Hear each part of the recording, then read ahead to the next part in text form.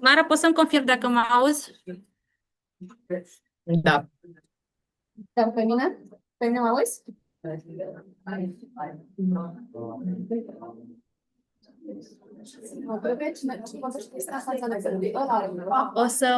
O să... Switch the place. No. Oricum, doamna...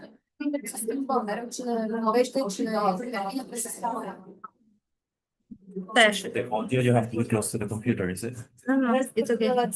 Acum zic ceva. Zic ceva. Uite acum.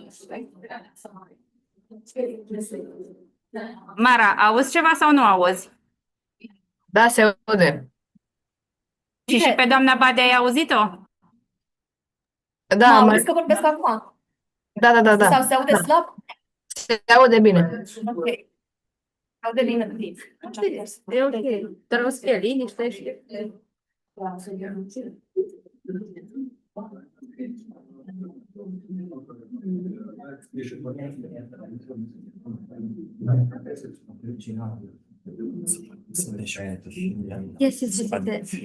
Yes.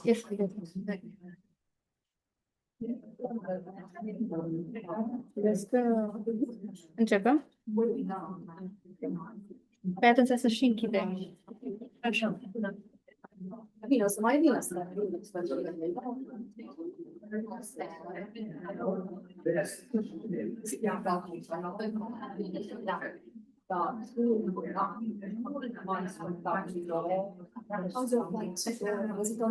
Yeah. Well, it gives a lady a second.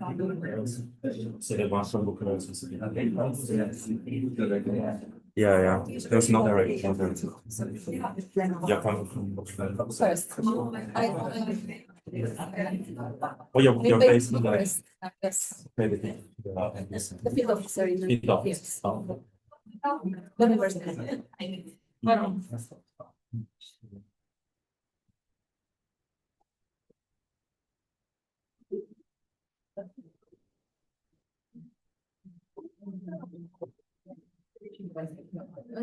Gata? Putem începe?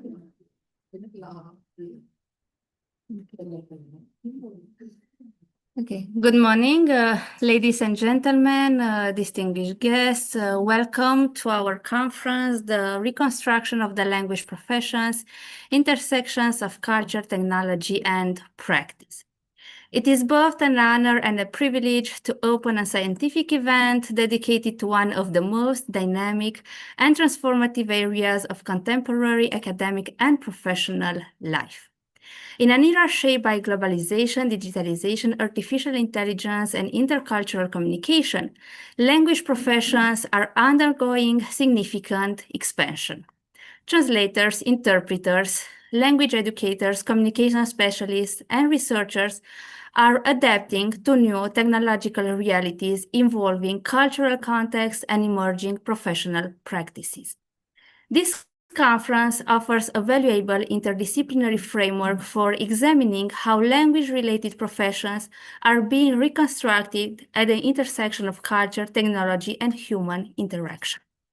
It creates an important space for critical reflection, scholarly dialogue, and collaborative exploration of the opportunities and challenges that characterize our changing linguistic and professional landscapes.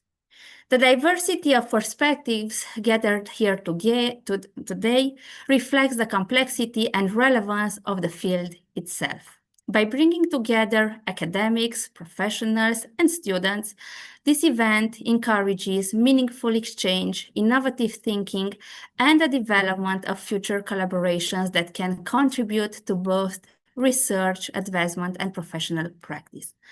I would like to express my sincere appreciation to the organizing committee, keynote speakers, contributors, and participants whose dedication and expertise have made this conference possible.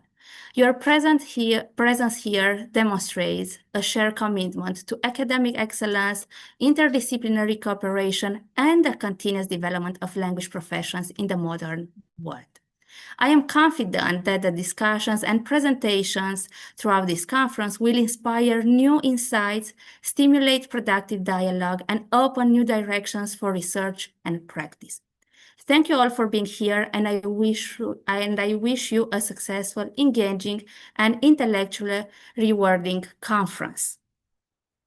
It is a great honor to welcome and introduce Ms. Daniela Badia from DGT, an institution that plays a fundamental role in promoting multilingualism, intercultural dialogue, and linguistic diversity across the European Union. As co-organizer of this conference together with Babeș-Bolyai University, the DGT actively supports initiatives that foster academic collaboration, innovation in language professions, and the development of new perspectives at the intersections of language, technology, and society. We are truly delighted to have her with us today and grateful for the valuable contribution and support offered by DGT to this important academic initiative. Ms. Daniela Badia, you have the floor. Thank you very much, Andrea. Good morning, everyone, and welcome to our multilingualism workshop. As these events will be known from now on, until now, they have been known as Translating Europe workshops, and many of you probably know them as such. But as of this year, due to the broadening of their scope, they will be known as multilingualism workshops. However, our flagship event, which takes place every year, the Translating Europe Forum, will remain the same. And this year will take place in a hybrid format as usual in Brussels and online on a dedicated platform between the 11th and the 13th of November. We don't know yet what the topic will be, but the details will be published in due time. Please follow our social media. It's usually on Instagram and Facebook. They're called Translating for Europe. Registrations will open in June, and registration is compulsory both for in-person attendance and online attendance on the platform. If you are curious to see what happened at the TEF last year, there is a dedicated playlist on our YouTube channel, which again is called Translating for Europe. That being said, I hope you will enjoy this multilingualism workshop. It's quite a mouthful to say, which is organized in collaboration with one of our content partners, the Babeș-Bolyai University, more precisely the Department of Applied Modern Languages of the Faculty of Letters.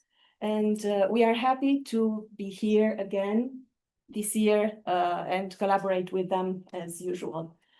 They are also a member of the European Masters in Translation Network, a label of excellence at European level. I'm very happy to be here today, especially since due to flight cancellations and associated complications, both of my colleagues who were supposed to be here today, unfortunately, cannot make it and are sending their apologies to everyone present, but they will be presenting remotely, so the content is not lost. You will see them on the screen. My heartfelt thanks go to our distinguished speakers of today for accepting our invitation. Thank you and welcome, as well as to Professor Andreea Sermașiu for a wonderful collaboration and seamless organization of this conference. That would be all from me now. I will return later for a presentation of our AI-based multilingual services. But yeah, this is all that I have to say from now, just a short thing.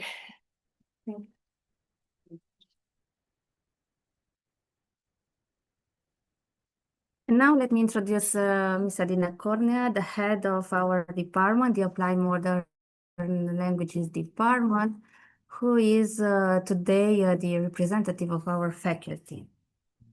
Thank you, Andrea. Good morning, everyone. It is a great pleasure to welcome you to this workshop called The Reconstruction of the Language Professions, Intersections of Culture, Technology, and Practice. This event reflects the profound transformations affecting language professions today at the intersection of human expertise, cultural diversity, and emerging technologies.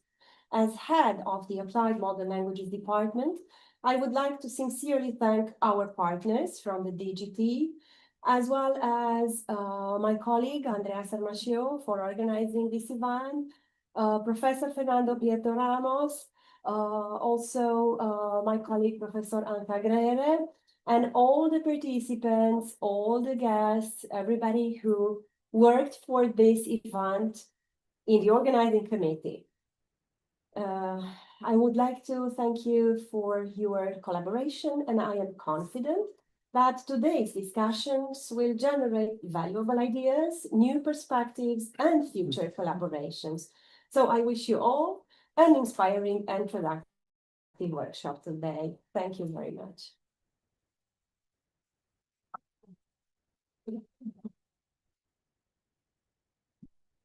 And now I would like to introduce Professor Anka Grere. It's a great pleasure and honor to have her here with us. She played a significant role in shaping our university master program affiliated with the European Masters in Translation Network, contributing to the education and professional formation of future translators and language specialists through both academic leadership and research mentorship. Today, Professor Grere will present the research study entitled Professional Ethics for the Romanian Translation Market, a project conducted within the framework of the master's program and addressing a topic of increasing relevance in today's evolving translation landscape. In a context where technology, professional standards, and market demands continuously reshape the translation profession, ethical considerations remain essential for ensuring quality, responsibility, and professional integrity. Professor Grere, you have the floor. Thank you. I wonder if I should stand over there so I can actually do this. So, and this. That screen. So. I'm very proud of my career, so there we go. Good morning, everyone. It was a very nice day yesterday for those of you who attended, so it's lovely to see you today again. It's okay. I'm just going to leave. Oh, Andrea, don't worry. Yes, that's one. Thank you. Yesterday I made a bit of a promise that said today I'll give you a peek into what this research is about. So we're looking at professional ethics for the Romanian translation market. And I guess I was thinking when my colleagues were talking, how does that fit in with reconstruction of language?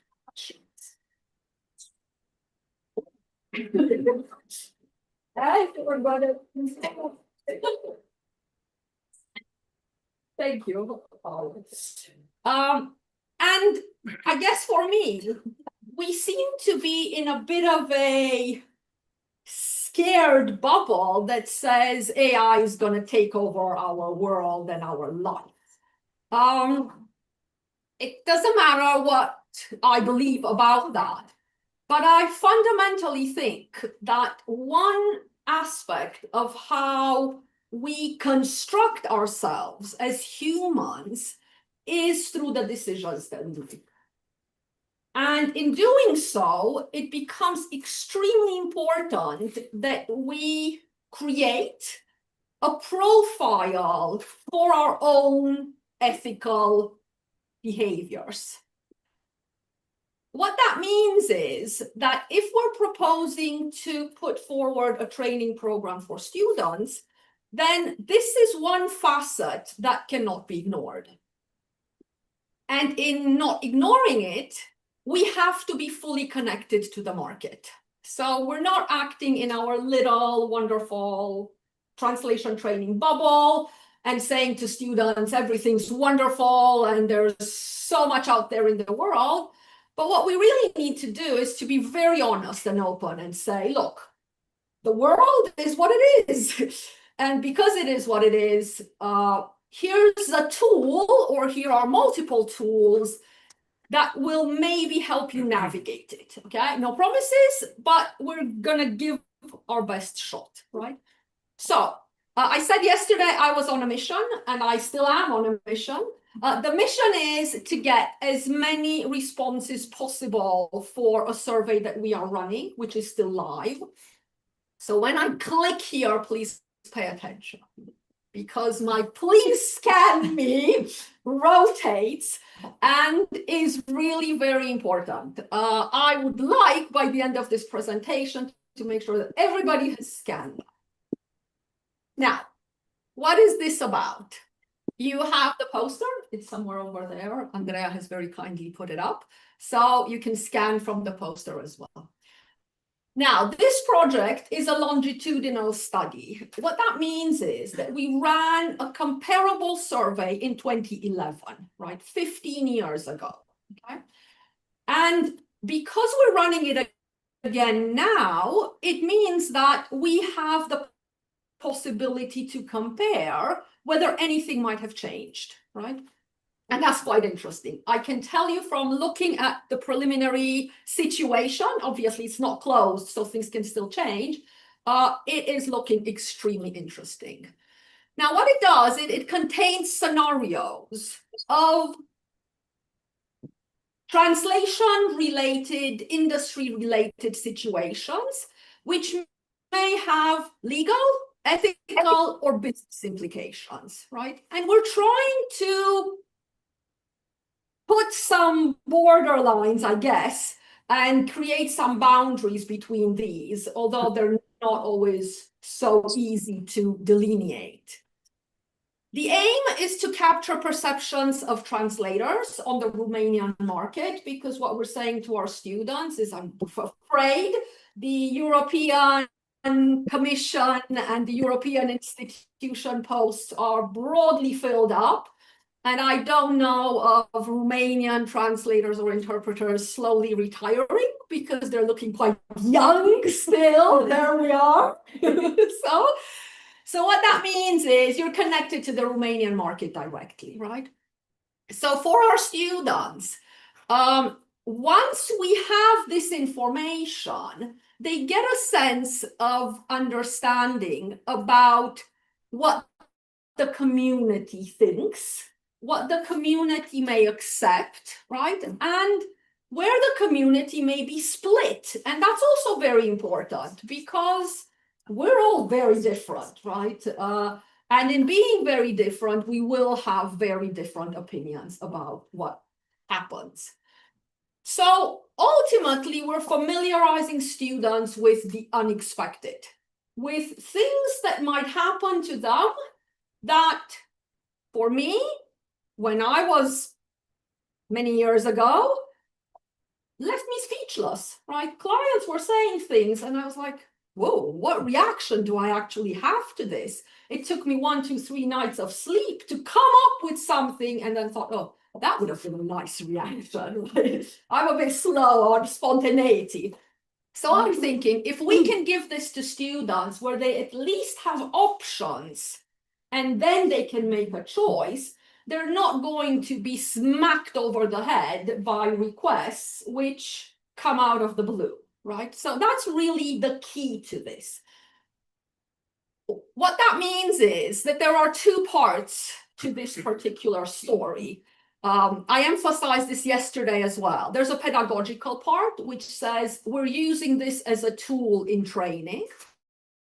And then there's a professional part, which actually gives us some very interesting insights about the market as it currently stands. And we want those insights because we want to know where the market is going, right? We want to know, maybe in somewhere in the back of our minds, we want to know if that panic should be real, right? So today, because I covered pedagogical yesterday, today I am going to be focusing on the professional. And what I'd like to do is to give you a sneak peek into the preliminary findings, right? Now, I'm not gonna do kind of full disclosure here, because number one, I still would like to invite those of you that haven't completed it to complete it. So I don't want to influence your views. That's number one. And number two, these may change by the 20th of May, which is our closing date, right? So, but it is still, and it is already quite interesting. So I've picked out the most divisive and where there is most agreement, okay, just to kind of put a bit of perspective. And of course, there's a bit of a spoiler alert here, right? Because the moment you see them, it's likely to influence you in one way or another. So I've picked one, which is quite divisive. And this one says, a translator who is beginning out kind of in their profession, works as a freelancer, right? And in trying to get clients, they use 50% of the original price, of the market price, let's say. And we're asking, is that ethical? Is that not as ethical? Does that have to do anything with ethics, right? Or do you know? Don't you know? Apologies. Not a good time to lose my voice. Okay. So what are we seeing? 42% of people are saying it's unethical. Okay, don't do it. Do not do it. If you're at the beginning of your journey, absolutely don't do it. 45% are saying has nothing to do with ethics, right? Okay. Why is that? Because, and I've picked out some of the comments. It creates a situation, of course, where we have concurența neloială, da? Why? Because other professionals are working in different manners. But then we also have somebody saying, fiecare face ce vrea pe o piață liberă, right? It's a free market and anyone can do whatever they want, okay? It's quite polarized in that respect. Now, another one. This is about the ISO standard, right? And this is an interesting one because it looks like that, okay? So 15% would say ethical, non-ethical, doesn't actually have anything to do with ethics. But interestingly, almost 40% say, I do not know, okay? Now, I'm not going to tell you what I think about this, but that's interesting because you have to wonder, what does that mean for the market? Okay, what do we derive from that? Is it that people are not interested? Is it that people are not engaged with that standard? Or is it simply because they absolutely have no clue what that standard does? I don't know yet. Another one would say, you're translating a text from English into Romanian. While you're looking for parallel text, you find that exact text on the internet, okay? What do you do, right? And here we have options of what do you do. And again, quite varied views, right? Almost distributed across. Do I just pick up that translation and deliver it to the client? Why not? Don't know. Do I pick it up, do a revision, talk to the client about it, whatever, right? Do I do the translation without, I ignore it, okay? I've never seen it in my life, don't do anything about it, okay? And again, very interesting here. You have a view that's completely adamant on the fact that whatever you do, you discuss this with the client, okay? Absolutely. And then you have another view, quite adamant, right, which says, I'm not obliged to tell the client about this, okay? Not just that, dar, prin urmare, îl taxez la preț întreg, right? Pentru că eu sunt cel care am găsit acea traducere, nu clientul. Și mi s-a cerut traducere, nu revizie. Okay, so people can get quite worked up about this, okay?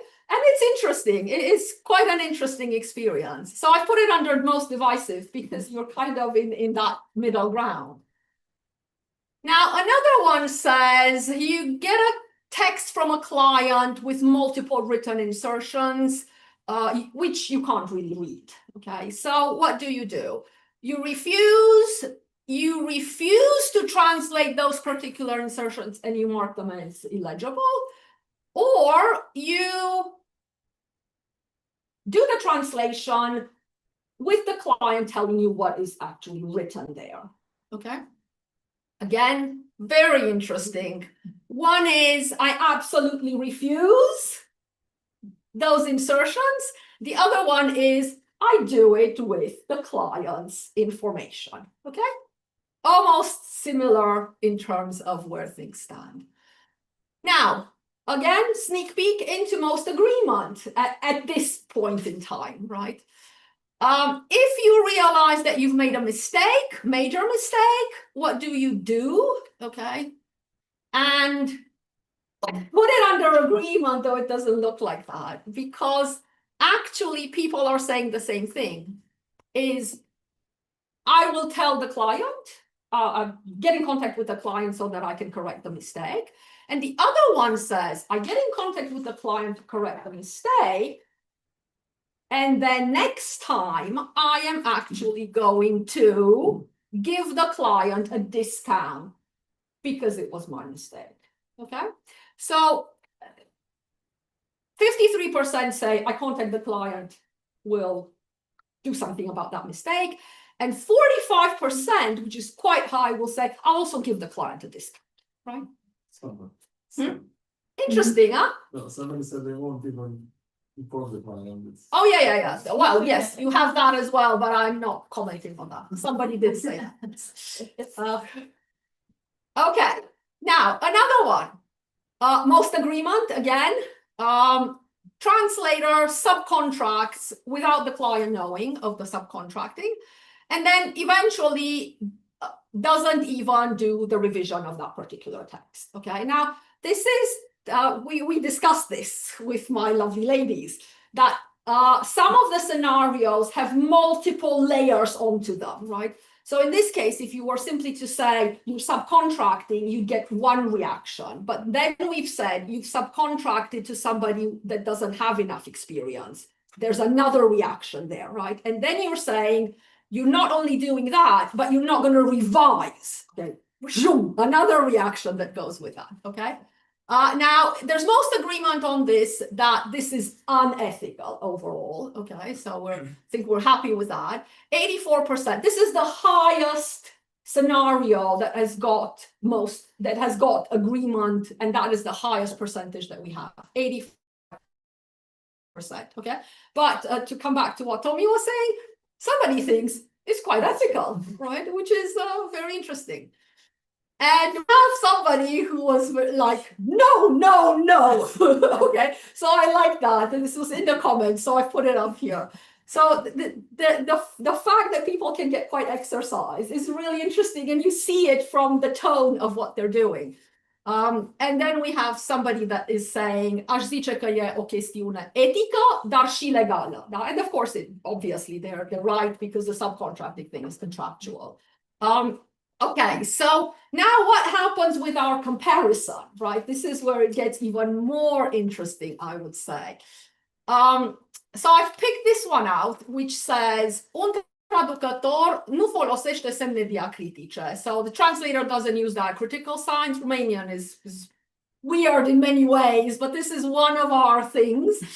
And what we have currently is good agreement, right? 70% agreement that says it has nothing to do with ethics, okay? So this is 2026.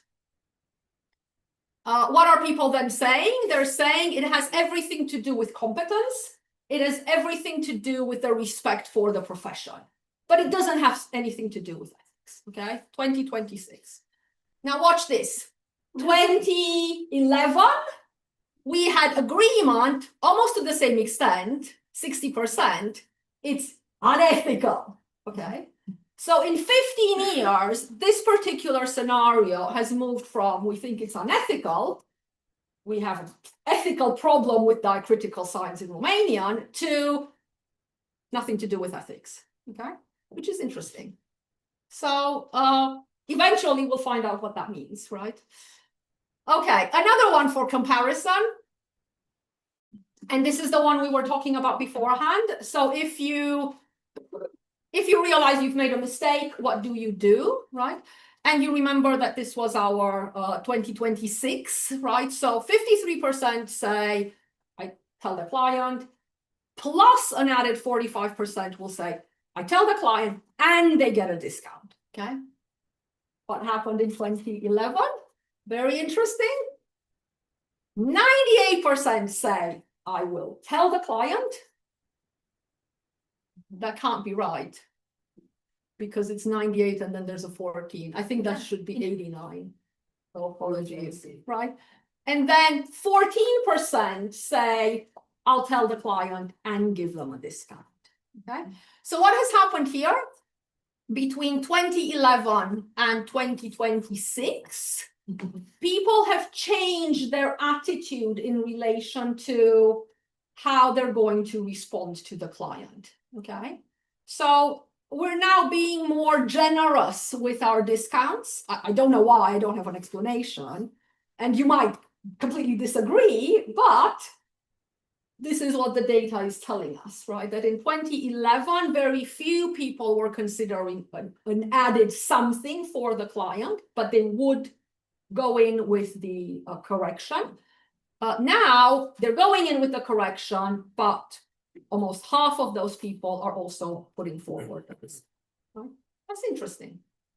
Now, the other thing which was interesting is that a lot of people engaged with a question that we had, which said, what other examples do you have? What other scenarios have you been exposed to, right? And there's one recurrent scenario, actually, which I found quite interesting, which says that clients are using translators' stamps on other materials. Okay, so they've gone to a translator, the translator has signed everything and so on, and the next time they don't go to the translator, they're actually going to pinch that and put it on and just go to the notary public, which I'm like, oh, okay. But this comes up about 5 times in the examples, okay? So that's substantial.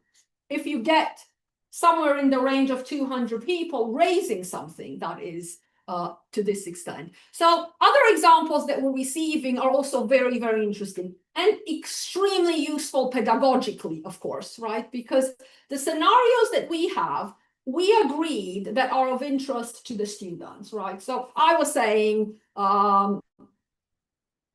should this be in? Are you interested in finding out what the situation is with this? They were saying, yeah. So I was like, okay, let's put it in. But this is new, okay? And this is something new. We also have a lot of positive comments. So I wanted to put this up there because, again, I'm very, very proud of this. So we have somebody saying that it's extremely complex, very well done, brings in discussion, interesting elements. So that's really important to us because it means that we've actually done a good job. So there we are. So what that means is congratulations to us, right? And to my Powerpuff Girls. There they are. Thank you very much.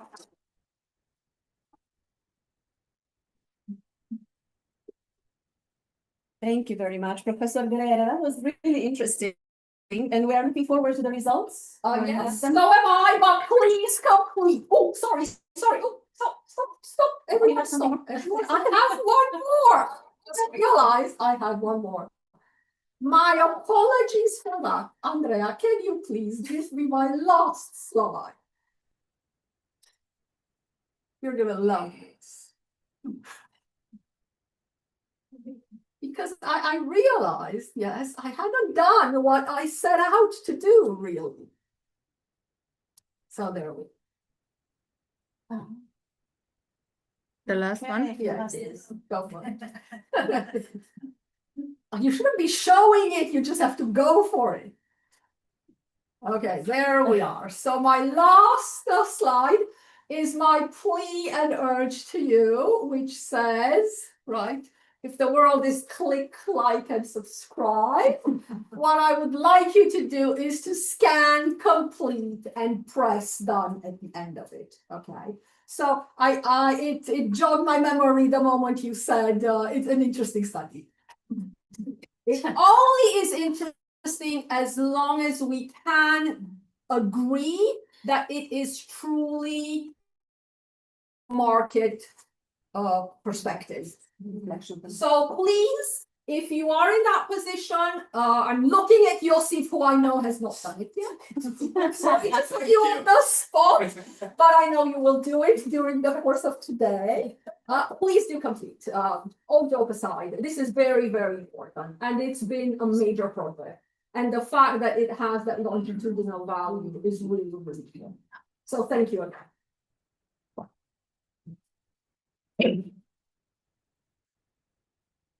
Thank you. Please fill in the questionnaire. We will now continue with our first keynote speaker of the day, Professor Fernando Prieto Ramos, who is a full professor and director of the Center for Legal and Institutional Translation Studies at the University of Geneva's Faculty of Translation and Interpreting, where he held the deanship from 2014 to 2019 and is currently vice dean.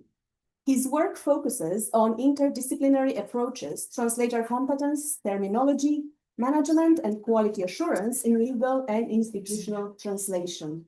He has published widely and has received several academic awards, including a European Label Award for Innovative Methods in Language Teaching from the European Commission. Are we ready? Not yet. Not yet? Okay, then I will continue, if that's okay with you. Also an International Geneva Award from the Swiss Network for International Studies and a Consolidated Grant for his project on legal translation in international institutional settings. If ready now, then maybe I mean, there would be more to say, but we are eager to hear the presentation. So please, Professor Prieto Ramos, you have the floor. Good morning. Thank you very much for the introduction. Can you hear me at the back? Yes. So I would like to start by thanking the local organizers, the wonderful team at this university, and of course the DGT for inviting me, and especially Andrea Samirshu for the hospitality. And I'm delighted to be here. It's my first time. I hope it won't be the last one.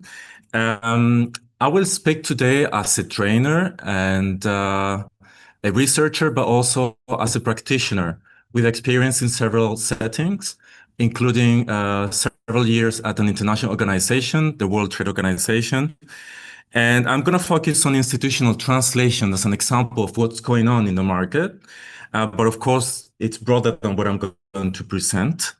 And institutional translation is also the major specialty in Geneva. It's the focus of what we do in training as well. Also in my research center, which is Transuse. So I will follow the structure that you have on screen.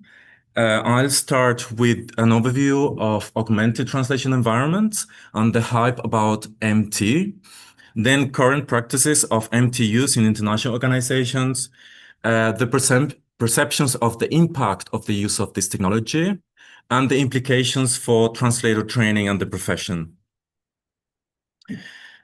So I'm sure you're familiar with augmented translation, and it refers, well, for those who are not familiar with this term, coined by Lommel, it refers to the integration of a broad range of tools in translation workflows. And I'm going to focus on what happened since the late 2010s with the advent of neural machine translation. That was a huge revolution, as you know, particularly since 2018, 19, because of the improved quality of MT output with neural machine translation. And by the way, I must say that NMT is also AI. It's powered by AI. There's deep learning involved. And I'll refer to the difference with LLMs in a moment. But this will be the focus. So this advent of NMT brought new challenges and focus, disruption, fears, but also opportunities for practitioners, researchers, and trainers. There was a move from reluctance at the beginning to widespread use of these technologies. And nowadays, it's very rare to do from scratch translation. I will be developing this in a moment. So there has been many myths and fears going around about translators becoming only post editors or being replaced by machines. and the question about post-editing as the prevalent activity in the market and as less demanding than translation, with implications for rates, as you know. So, the big change in human-machine interaction came, as I said, since 2018, more or less. And the big elephant in the room, you can see, we can see it as something causing disruption or even distraction. That's the first image on the left. Or something that can be seen as something ordered and manageable. This would be the target for us as professionals. And we're not the only ones affected, of course. You heard a lot about many professions being affected by this. So let's see the real facts about this. And I'm going to refer to research on MT in legal and institutional translation in particular. And fortunately, this is a field that is perceived as something demanding human expertise to meet high quality standards. This is in our favor, right? And studies on MT output quality yield mixed results. They depend on the MT system used, the languages, and the text types. There are many studies and more being published, but results are mixed, right? Now, we can say now about large language models, which is the other development, the more recent development, that results are very comparable to those with NNT, actually. LLMs are supposed to offer greater in-context learning and adaptability, but not necessarily better performance so far. So one of the examples in this area in particular was conducted by Briba Iglesias, Dissent, and others. It's a comparison between Google Translate, Vicuna, and GPT-4, and the results are not very impressive. So again, I will stop a moment to clarify the difference between NMT and AI power tools. And you're familiar with, for example, DeepL and Google Translate, that is the classic NMT. And the LLM-powered AI tools are more interactive, as you know, GPT or Gemini and DeepSeek and others, right? Also, for those who are not familiar with this field, in institutional translation, there are also customized tools. For example, I mean, there are many colleagues from the EU, so they will refer to e-translation, the main tool, which is developed actually with public funding. But also there at the international organization, there are tools like WIPO Translate. I don't know if you know it. The World Intellectual Property Organization has its own tool, machine translation tool. Now, the main point here is that we've got a lot of fragmented studies with very different results about MT output, but there was a need to take stock of these technological changes. And that was the main aim of the study I'm going to present. After 5 years of use of MT, we wanted to know what is the perception of professional translators on the ground, right? We needed a study from the field, the real users. So this was done as part of the lettering project. I won't go into the detail of this project. It's the largest one conducted in translation studies in Europe when it was conceived. It lasted 7 years. So you've got the website referred to on the screen. Now, why focusing on the practices of institutional translators? Well, first of all, they're responsible for ensuring quality of multilingual EU and international law. They are exemplars of professional translation and advanced workflow management, including technological innovations and tailored tools. In other words, they're very advanced with technology. And also, they're really well positioned to study this kind of development because they offer continuity in the text types to translate, and also because of the staff working for them. You've got many staff members that are permanent. So you can evaluate the impact of these tools over time. So in this survey, let me admit people who are, no, they wanted to get into the room. Okay, I'm managing the Zoom at the same time.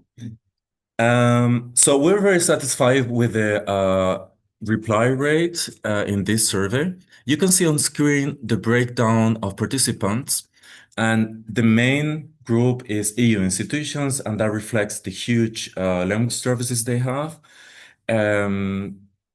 There you go, is the first group, then the UN and other intergovernmental organizations, and then freelancers, which who are important members of this community because they translate from home, but many of them translate only for international organizations. So it was very important to include them. So proportionally, this is very representative of the community. Now, in terms of experience, you can see at the bottom, you can see the distribution, and that reflects the composition of institutional translation teams. Almost half of them have more than 15 years of experience. Then you've got the mid-career colleagues between 5 and 15, around 1/3, and then almost 20% younger colleagues. That's less experience, okay? So that's also representative. So now, yes. I'll go straight to the point, the main findings. The survey is much broader, okay? But I'm presenting some key findings. First of all, of course, augmented translation is the main working method, but translation memories are used more often than machine translation. And this is very interesting to know. Why? Why do you think this could be the case? In institutional translation in particular? Because you have the answer at the bottom. Translation memories are considered more suitable to check the relevance and reliability of the sources. What happens? Empty machine translation is a black box. So whatever you get in institutional translation, sometimes you need to start from scratch and check what it's coming from. And the paradigm is very similar to that of legal translation. In legal translation, for those who do legal, as you know, the precedent is very important, the previous discourse. So that's so important to check. And with translation memories, you get the matches with the source. You get the source, so you can check the relevance and the reliability, and then you can edit whatever you need to edit. With empty, again, this is a black box. So institutional translators prefer actually translation memories, but of course they activate machine translation for suggestions. And in fact, what matters is the final product. In other words, they're not obliged to use machine translation, okay? But this could be a bit of a shock for some, because they might think that MT is used all the time, it's prevalent. No, it's not the case. So there you have the averages on the Likert scale. So you can see translation memory inputs. 3 is more than 2/3 of the time of use. So you can see they're prevalent. Basically, you've got your interface, your CAT tool, and the memories are activated all the time. And then you can decide whether you activate the machine translation or not. And you can see the average empty input that machine translation, it's lower average, right? We were interested in the comparison between institutional in general and legal in particular. So you always get institutional and legal in the averages. Can you see the figures at the back? Is it visible? Yes. Okay. I won't go into much detail because we don't have a lot of time, but there were some fluctuations between institutions. For example, if you look at the other IGOs, the reason why they use less these tools is because of the efficiency. And the main reason was because the International Criminal Court, the ICC, for criminal law, they're less efficient, okay? It's not worth for them to use MT, right? And of course, one thing I must say is that when you translate for the institutions, of course, you want to do your job as efficiently as possible, as fast as possible, and have a good result. So these are the best users you can get to do this kind of study, right? So if you don't use the tools, it's because something is not going well. As professionals, they're really experts to evaluate this. The parliament also a bit less because when they do amendments, it's not worth for them to restart with the tools. So that's why with the amendments, they do more traditional to check what is changing in the legislation. So this is a graphical representation of it. Now, what happened since the survey? I refer to AI, and of course, it's getting more and more attention. And according to exchanges with different heads of service, for example, a few months ago, I exchanged with 30 heads of service of international organizations. This includes, by the way, 24, okay? I don't know if I said it, but 24 international organizations, not just the EU, okay? And many of them are based in Geneva. So according to them, the results I presented still apply to the current situation. AI is mostly used for things like consistency checks, with more interaction with AI, terminological research, or linguistic revision, or for instance, to ask, I don't know, could you please check if this particular terminology is okay for Mexico instead of Spanish in Spain, things like this. But even so, there's still many problems, and there's no significant change in terms of accuracy for the moment. There are many experiments, and I'm sure DGT will be presenting the experiments with AI to improve their tools. But there are still hallucinations. You heard this term, right? Things are not correct. Even in research, I mean, sometimes the technology invents out of the blue the references. This is very scary and very problematic. Also, not to mention the lack of verified sources, confidentiality, and inconsistencies. And also, I must say that, as in the case of NMT, the results are very unpredictable. Today, you might get a result, and in 2 weeks, you might get a different result, depending on the languages and the system you're using. And also depending on the prompting. You heard about prompting engineering, right? Very fancy term. But if you think of the prompting engineering, it's about instructing the machine. And a properly trained translator is very used to consulting with experts, right? We don't need much training. I'm a bit critical about this noise about prompting. It's about knowing how to ask the machine about the task, or as you did, or we still do with experts, right? Who are actually more reliable than a machine that is trying to emulate our job or the job of experts. There are studies on this as well. Some of them are referenced on screen. Okay, now let's move to the perceptions of the impact of MT. And as I said, this hasn't changed in the past year and a half.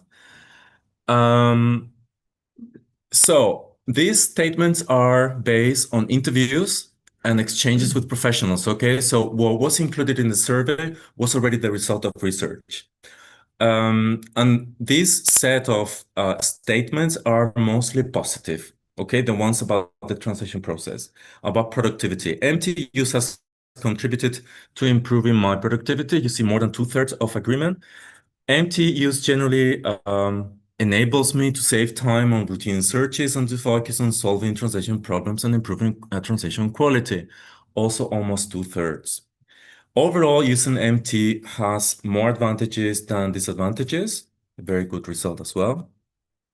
Now, the translation product, this was the most sensitive probably and controversial. And there you got mixed results for the second statement. The first one is very positive, but look at the content. The content says MT use entails higher risks of overlooking inaccuracies and other errors than in the case of human translation, the highest score. MT use is having a negative impact in general on translation or language quality, in particular idiomaticity and style. 56%. 100%. There's the mixed results. And of course, you can imagine that for professionals, it's very difficult to admit that the product is of lower quality because by definition, the translator tries to do really a good job. But especially for the most experienced translators, they were saying, yes, actually, I see the impact on language quality because the language is becoming somehow flatter. And this is something that many professionals are agreeing with. It's a bit scary or worrying. There you go. That explains the average. So the main statement about translation competence is that MTUs has reinforced the need for solid translation competence and subject matter knowledge in order to spot issues and ensure translation quality. And you see that this is also in correlation with the higher risks. Of course, if you have higher risks of inaccuracies and problems, you need more competence even to spot these issues, right? Now we've got the data. This is something that we suspected, but we've got the data from almost 500 institutional translators on the ground. This is a graphical representation, and now we can zoom further on the impact on translation competence. And in order to study this impact, we had to agree on a common taxonomy for the survey. So what I proposed was to update a translator competence descriptor that I proposed in 2011 for legal and broaden it to apply to institutional in general. So we're very satisfied with the results because 98% fully approved this updating process of the descriptor, with only 2% partially agreeing because they would rephrase things in a different way or include other things. So the only thing that had to be actually updated since 2011 was the reference to post-editing, because post-editing is becoming very prominent, but actually is part of the same core competence to guarantee quality. And it's not very different from revision, because for a while there was many colleagues studying the difference between revision of human translations and post-editing of empty output. And actually the core competence is basically the same. It is basically the same. So there you go. In green, you've got the updates of the descriptor, achieve communicatively adequate translations, self-revise and justified decisions, and revise or post-edit texts. You're familiar, probably, I guess, with this breakdown: methodological competence, language competence, thematic competence, instrumental or technological, and interpersonal, personal or professional. By the way, this one is being also used to update the EMT competence model at the moment in the working group. And the other update was the explicit reference to MT systems, including AI-powered ones. So it was enough to refer to MT, because in terms of interaction with AI agents, interpersonal and professional management includes the ability to consult with experts. And actually, the machine is not an expert. It's trying to imitate the expert, right? So we're done, we're covered, right? There's not a huge revolution in terms of what you need to be a really excellent translator for the new environments. So this is the updated competence descriptor. It's published for those who are interested. And in terms of the change in the relevance of the different competence components, you can see that technological or instrumental became more important with the advent of machine translation. But if you look at the figures, more than one means, or around 150 is between equally important or more important than before, okay? In the Likert scale. So you can see that all of them are above 1, which means more important than before. And language, thematic, and methodological competence are also more important than before, right? And professional management is almost the same. It didn't really change much with NMT, around 1 as average. 1 again means equally important as before.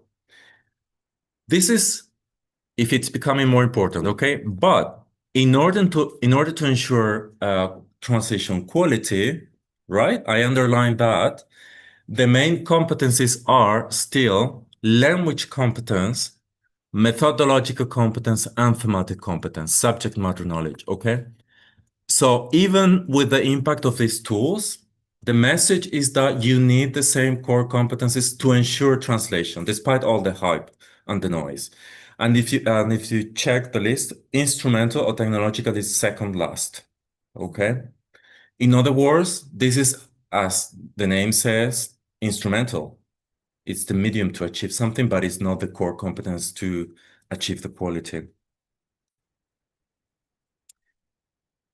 Now, the other part of the survey was about the difference between revision and post-editing I referred to earlier. We're very interested to know how professionals perceive this difference. And actually, they confirmed that both are very similar. They're partially similar competencies. 71% agree on that.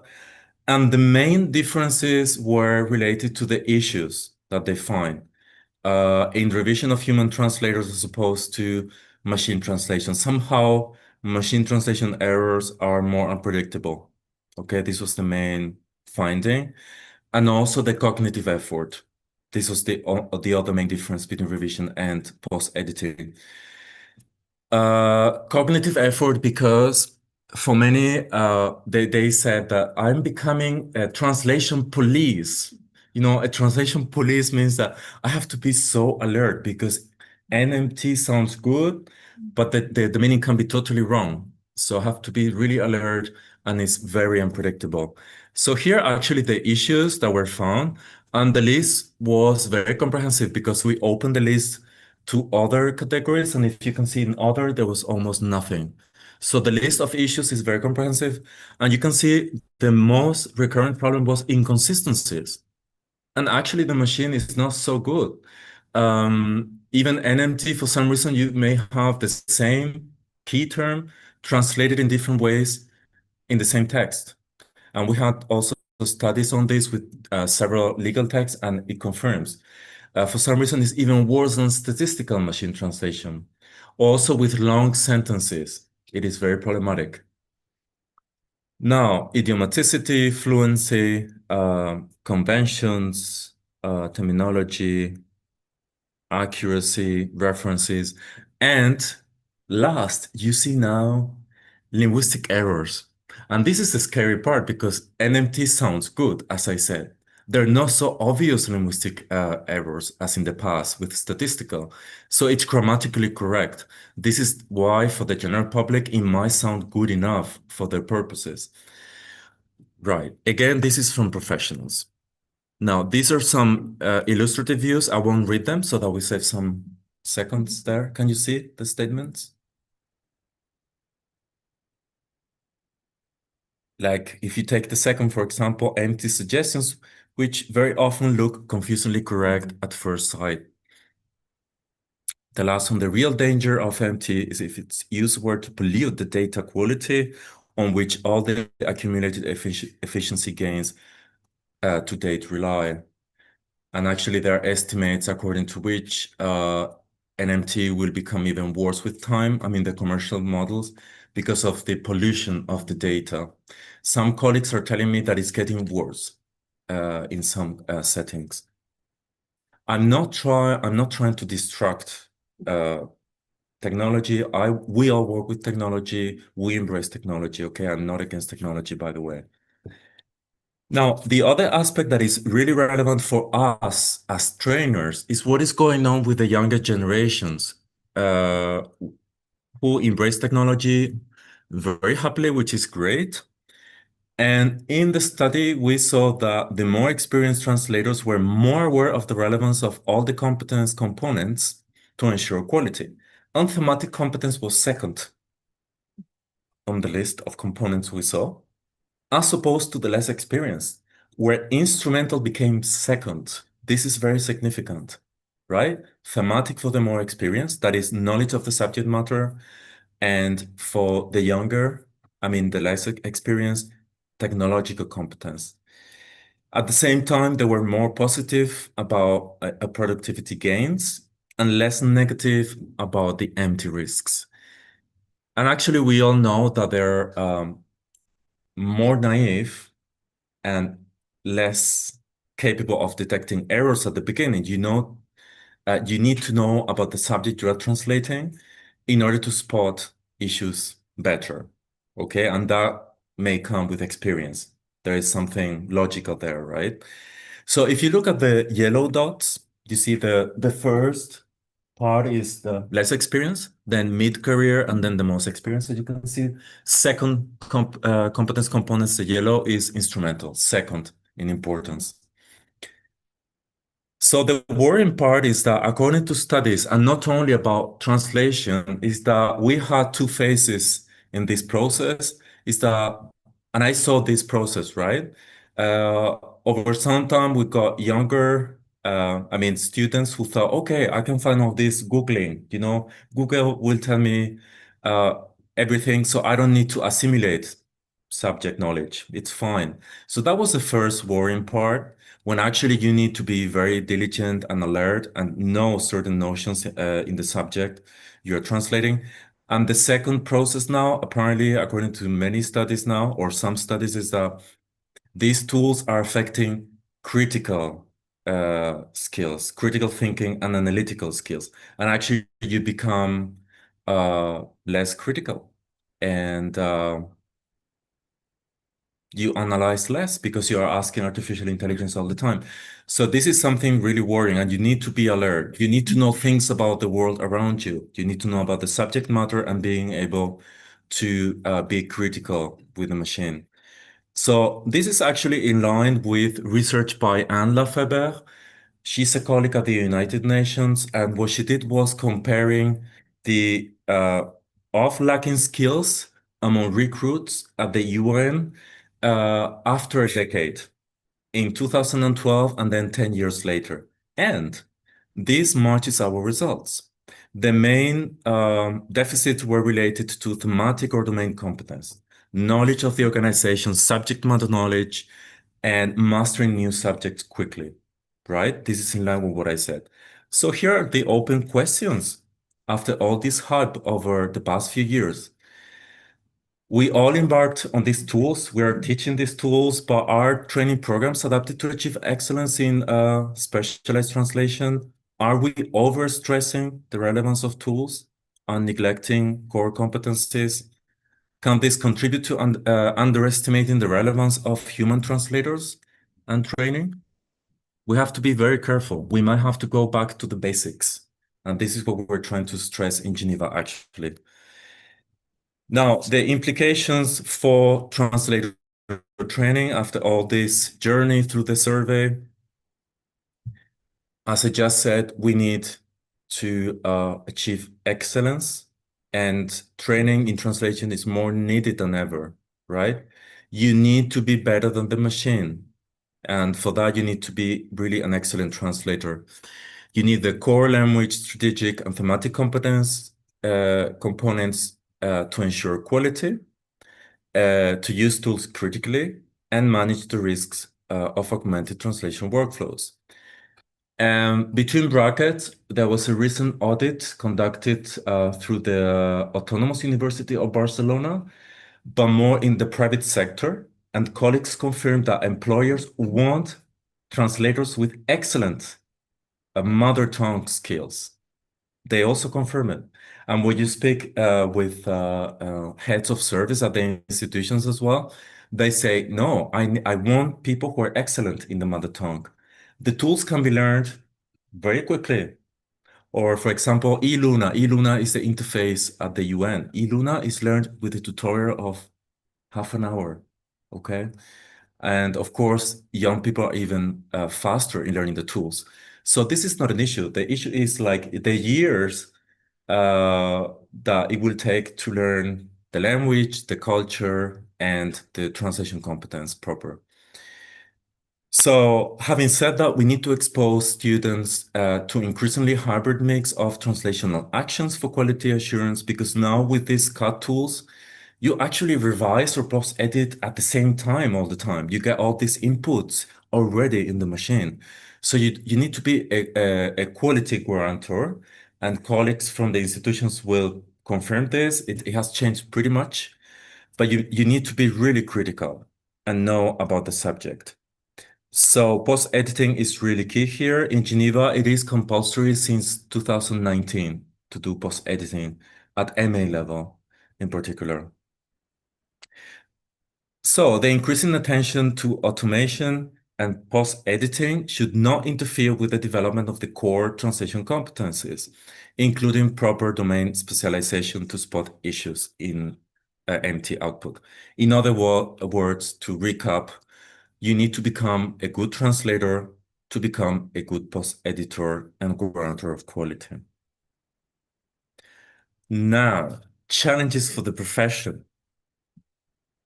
Everybody's talking about this.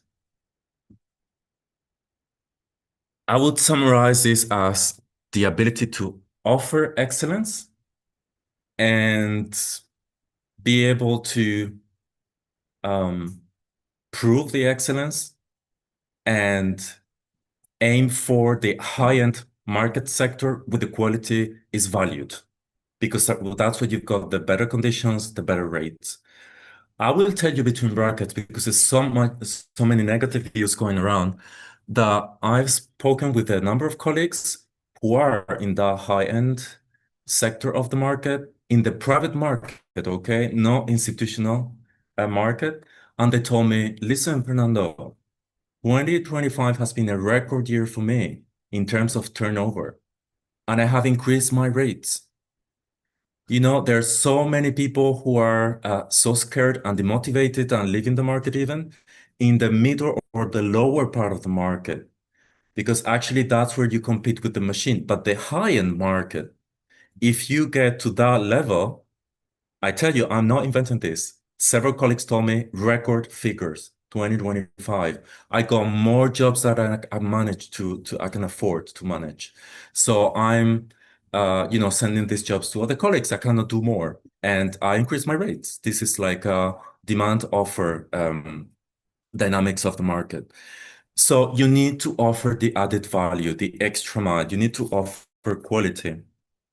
And this might involve some education of the clients and the general public. You need to defend your quality. And of course, the private sector is very different from the institutional sector, because you've got the international organizations where you've got well-established language services, and they defend their services within the institution. So that is a really high quality market, one of the examples.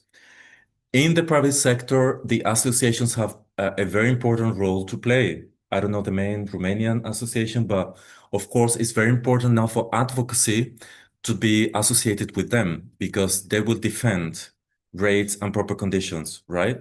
How many of you are freelancers in Romania? I think yeah. So there's a main Romanian association for translators, right? Or no? Yes or no? No? Okay. Well, you know what I mean by educating the client. So sometimes you need to explain. And there, of course, the main issues is the disparity between expert knowledge of MT quality and popular perceptions. One thing is to translate a menu when you are a tourist, and another thing is a legal text or something very sensitive. So you need to explain. Normally, clients are aware very quickly, because this is affecting other professions as well. And there we've got a shared role with, as I said, between trainers, managers, and associations. And very important to share the facts and the data from research. This is our role in academia. So I can tell you also that the data from this survey was already useful not to implement budget cuts in a particular institution, not in the EU. It was a different institution, but I'm very proud that this had an impact already in a particular setting. So I refer to the extra mile to be able to highlight your added value as a language expert, like a consultant, like a legal expert or a medical expert. There's a diagnosis. You've got the scenario you have to work in, and then you offer language solutions. This is something you need to be able to offer to the market. And there might be some marketing in the private sector involved. It makes a difference if you have a really nice website, the image you project to the outside world. Being of the same excellence with other translators, it might make a difference. So you might diversify your services. It's also very important, and especially avoid the vicious circle. I mean, at the beginning, because there are many young people in the room, it was my case. I accepted a lot of translation jobs, anything. Uh, uh, the International Rugby Board, I don't know, UNICEF, UNESCO, I don't know. And there was a snowball. And the more and more they know your work, the more you'll be able to select the better rates, and you position yourself in the upper part of the market. So at the beginning, you might have to accept lower rates. That's for sure. I don't know if to the level of these ethical issues of half rate, this is not something very nice, but it's very important to avoid. It is a free market, but of course, it's like becoming a lawyer in an international court. Of course, you cannot go from 0 to 100 in a year. Okay, I became an institutional translator for an institution after several years of practice. So the beginning as a freelancer is difficult, but it is possible to get position in the upper niche of the market. And I would just recommend to avoid the vicious circle. I'm referring particularly, I'm addressing the younger people. Avoid the lower quality and the priming effects. If you let yourself go with the empty suggestions, you might not detect the problems, and then the quality might be lower. I've seen examples also improvising institutional translations. That's very worrying. I mean, I'm referring to colleagues already in the institutions. So, very, very worrying. You need to be alert all the time with the machine, and then avoid demotivation, right? Because it's like a vicious circle. And don't forget, this is the final reflection, that we're not the only profession affected. For a while, there has been a lot of attention on translators, but now we're hearing more and more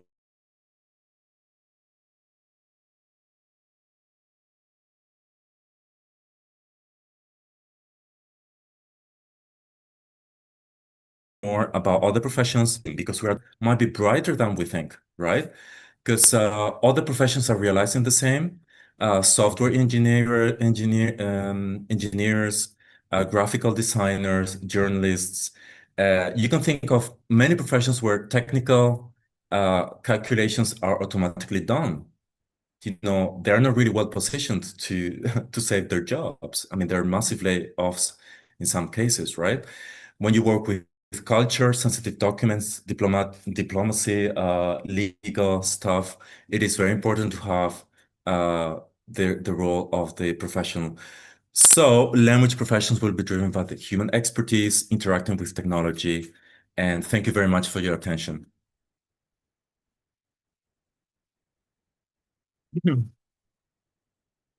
Thank you very much, Professor Pietro Ramos. That was very interesting, and I think we have a few minutes for Q&A if there are any questions in the room. Yes, there's a question over there.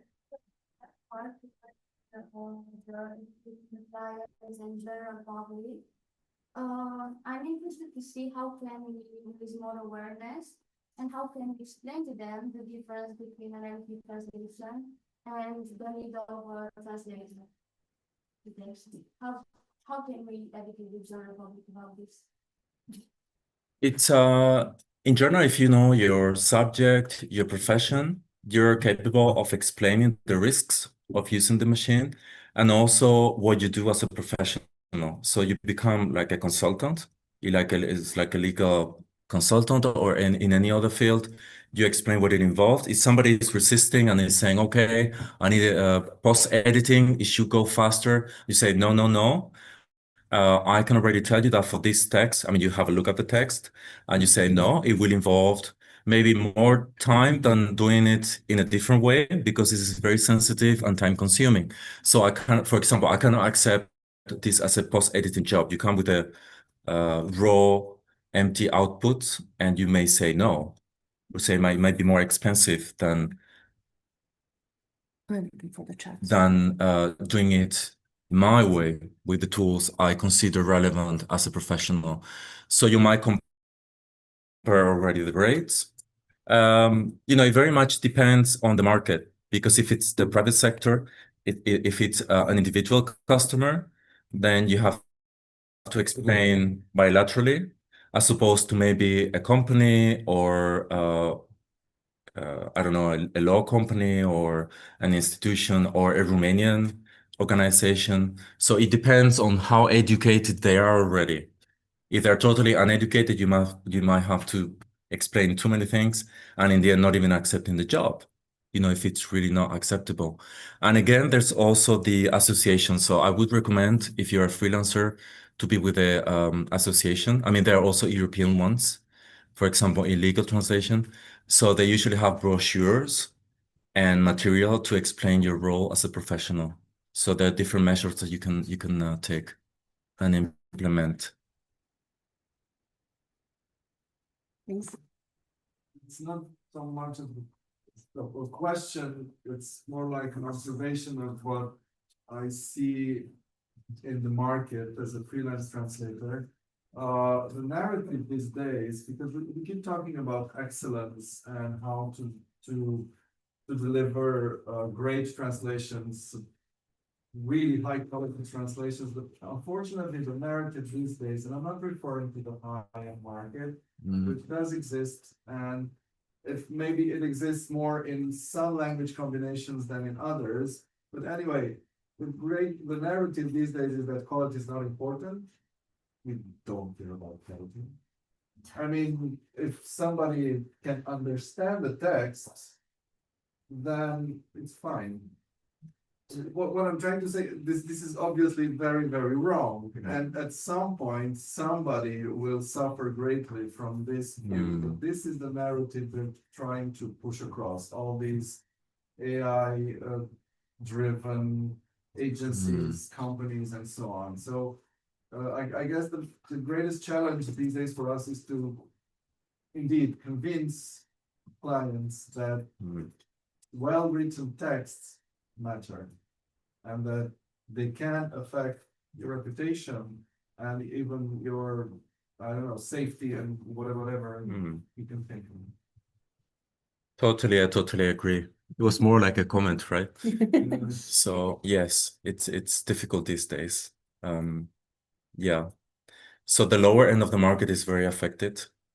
But the higher you go, the less you are.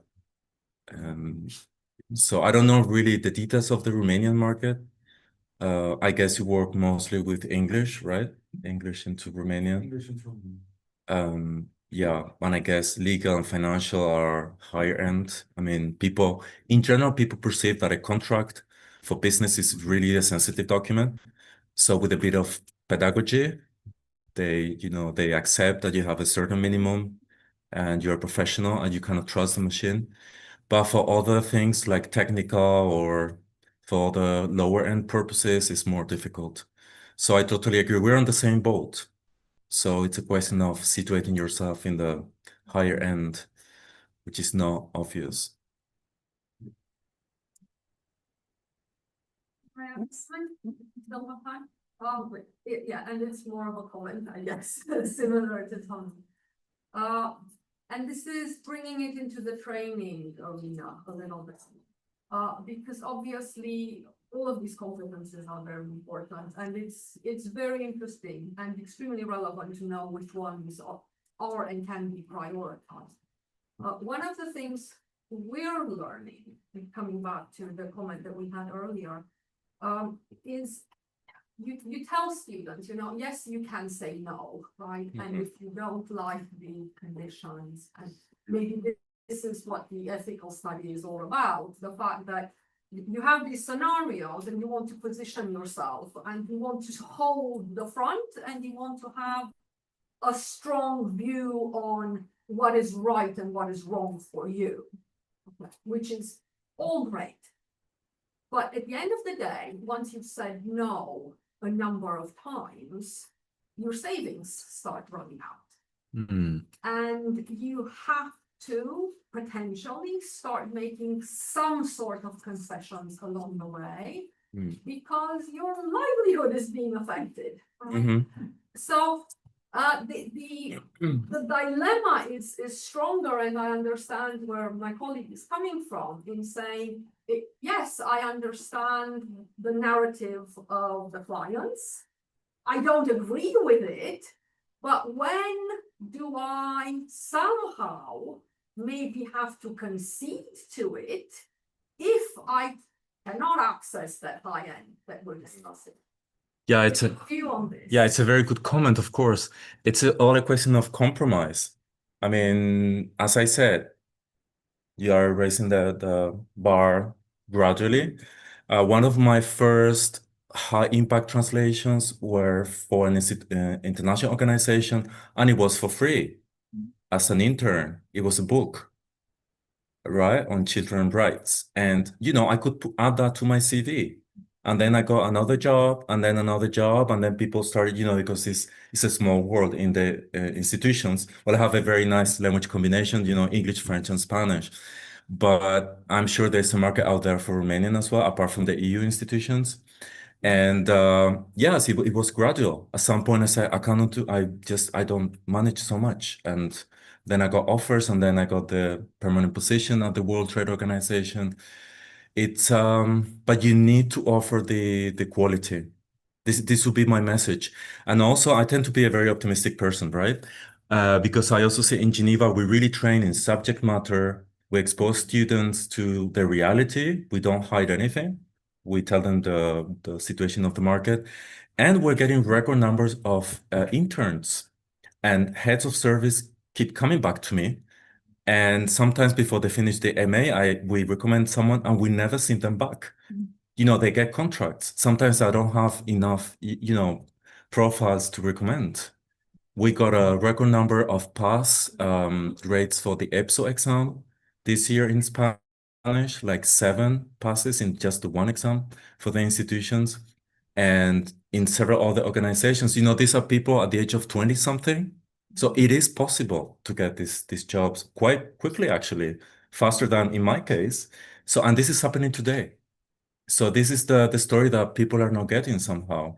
I am optimistic, right? But of course, if you are borderline, there I have to be also very honest. If you're borderline with your quality, you're going to compete with the machine somehow, and you're going to have trouble. So training is still relevant, but you need to be really good. I don't know if I answered or. Of course, it's to say that when you find yourself in a situation where you're saying no because you have too much, I mean, that's probably great. At the beginning, it's the opposite. You say yes to almost everything.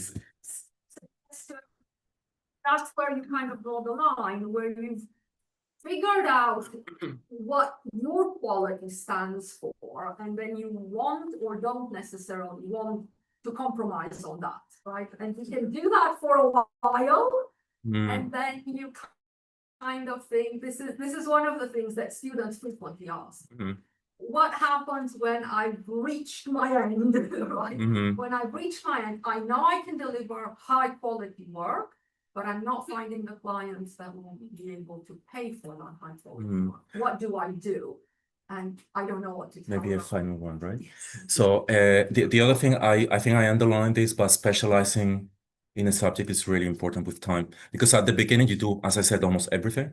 But then if you offer if you do more legal, and within legal, which branch, what specialization, like intellectual property or contracts or whatever, people will get to know you. Oh, another colleague will send you a translation, or this is also very, very important to specialize. Also, when I refer to diversifying the services, things like transcreation, this is something that we're doing in Geneva. We teach this, which is basically translating for marketing purposes, international marketing. Think of all the companies in the world, like international companies, they want to sell in Romania as well. So what you do is adapting all these products. Sometimes it's financial products. In Switzerland, it's a big market. Financial translation for this is transcreating your marketing campaigns, and this is paid with different rates. This is higher rates also in financial. So you want to find this kind of niche and do a good job, and people will get to know you. This would be my recommendation. Thank you very much, Professor Prita Ramos. This was very insightful. And unfortunately, there will be more questions, more to say about this, but unfortunately, we're a bit pressed for time. We are now continuing with our second keynote speaker of the day, Professor Titela Vulceanu, who is a habilitated professor at the University of Craiova, where she currently serves as head of the Alexandru Piru Doctoral School and director of the Translation Center for Translation, Communication, and Interpretation. She is also president of the Romanian Society for English and American Studies and member of the European Society for the Study of English. Her main research interests lie in translation studies, pragmatics, intercultural communication, and ELT technology. Welcome, Professor Vulceanu, and the floor is yours now. Thank you so much. As stated before, it's not only an honor, but also a privilege, and listening closely to Professor Prieto Ramos and Anca Grere and all the questions and comments which have been addressed. I feel that this event will definitely contribute to a more synergetic network in our fields of interest. Distinguished guests, fellow language professionals, and dear colleagues, let me begin with a simple question. And as pointed out before by the speakers, we have to be honest. What exactly are we training our students for? Not in theory, not in curriculum documents, but in reality. And by the way, I'm trying to share this. Just a sec.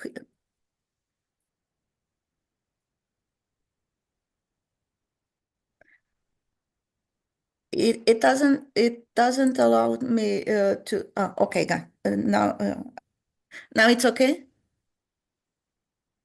Yeah, yes, we for can some hear. reasons, technical reasons, it blocked sharing a window.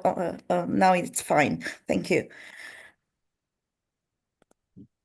So coming back to the question of honesty, because if we are honest, the professions we are preparing our students for does not yet exist. That might sound dramatic. It is not, it is descriptive.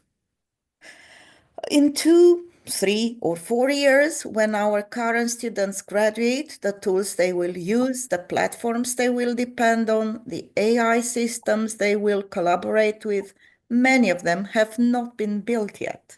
So the real question is not how do we train students to translate better. Sorry for interrupting you. Can you put your presentation into the presentation mode, please? Slideshow. I did that. It seemed to be working. Yes, Can but you you see have that? to share the screen once again now in order to see your presentation.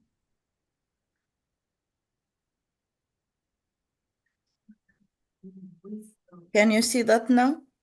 Oh, no. No. Okay, I'll try that again.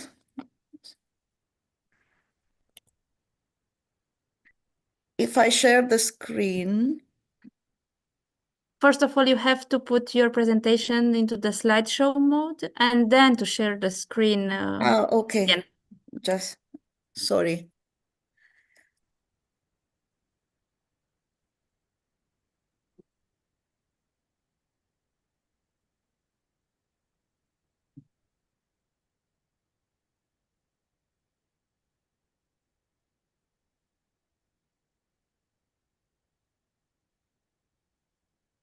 Still not working because I did that before. No. So first of all, I didn't have access. Now it seems that I have access. Yes, now you have access. Yeah. But Anyway, Andrea, I have sent you the presentation via WhatsApp just in case if that still does not work with me. But I cannot access. No. Okay. Now it's okay? No, you can see only me. Yes. I cannot access the presentation. Oh my God.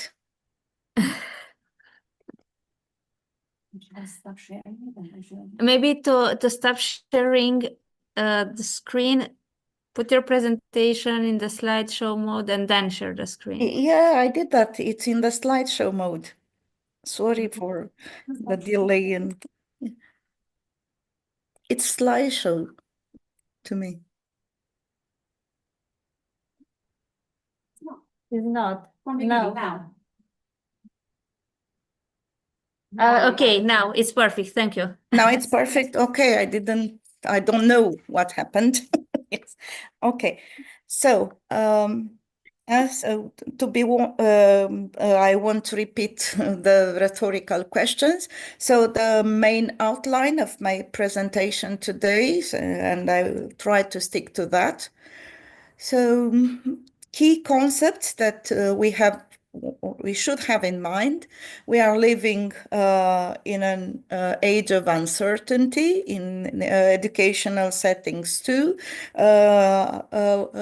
Living lab, I mean universities of living labs, translation training and as an ecosystem, and of course, human AI collaboration.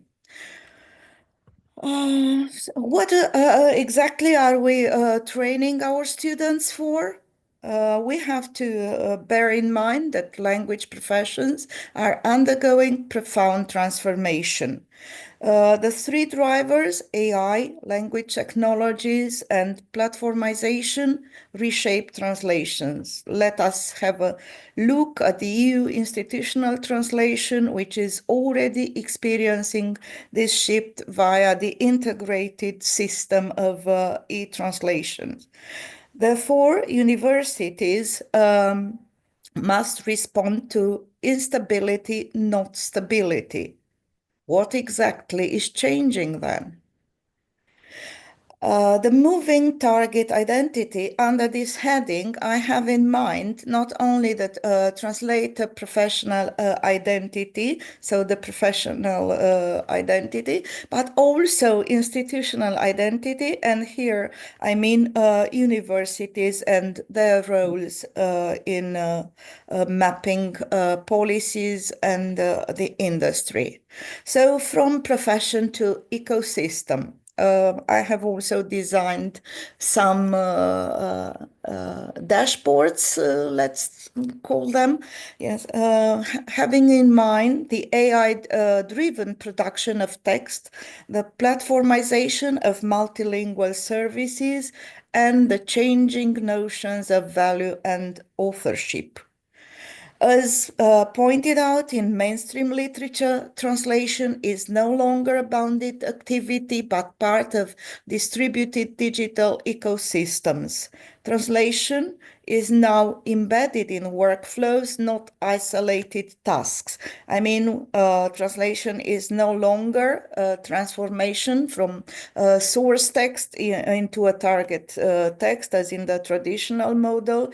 We have even gone by the era of CAT tools with working on databases, retrieval systems, and the human translator mainly post editing and correcting translations.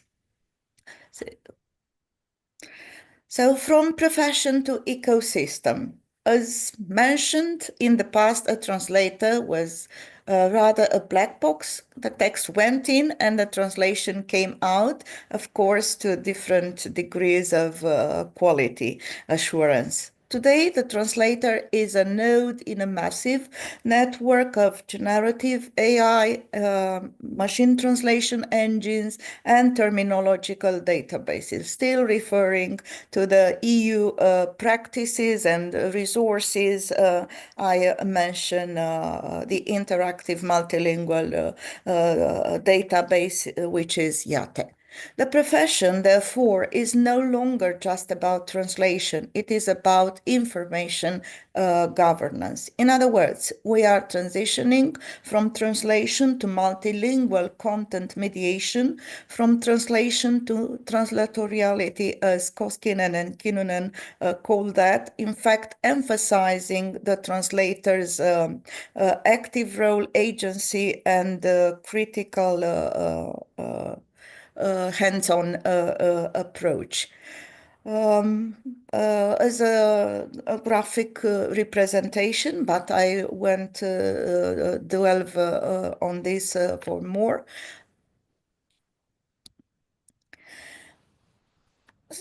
The human, as represented graphically, the human-AI collaboration should be considered a default condition. I think the answer is a positive one, yes, but we have to be aware of this partnering with AI in a responsible manner.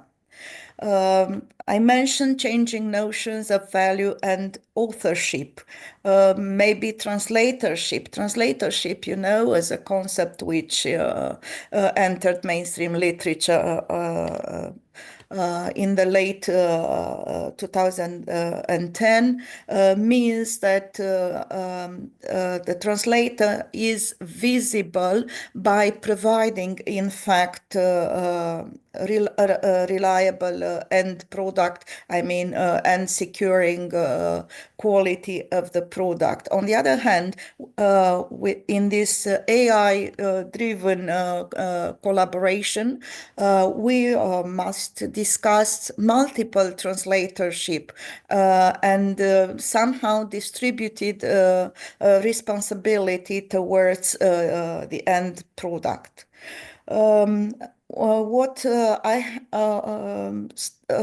propose as a case study, and of course integrated with the training program at my home university, is that DGT, where translators no longer just translate, they manage e-translation, the tool that serves only institutions. The human translator's role has shifted from creator to strategic auditor of this massive automated flow.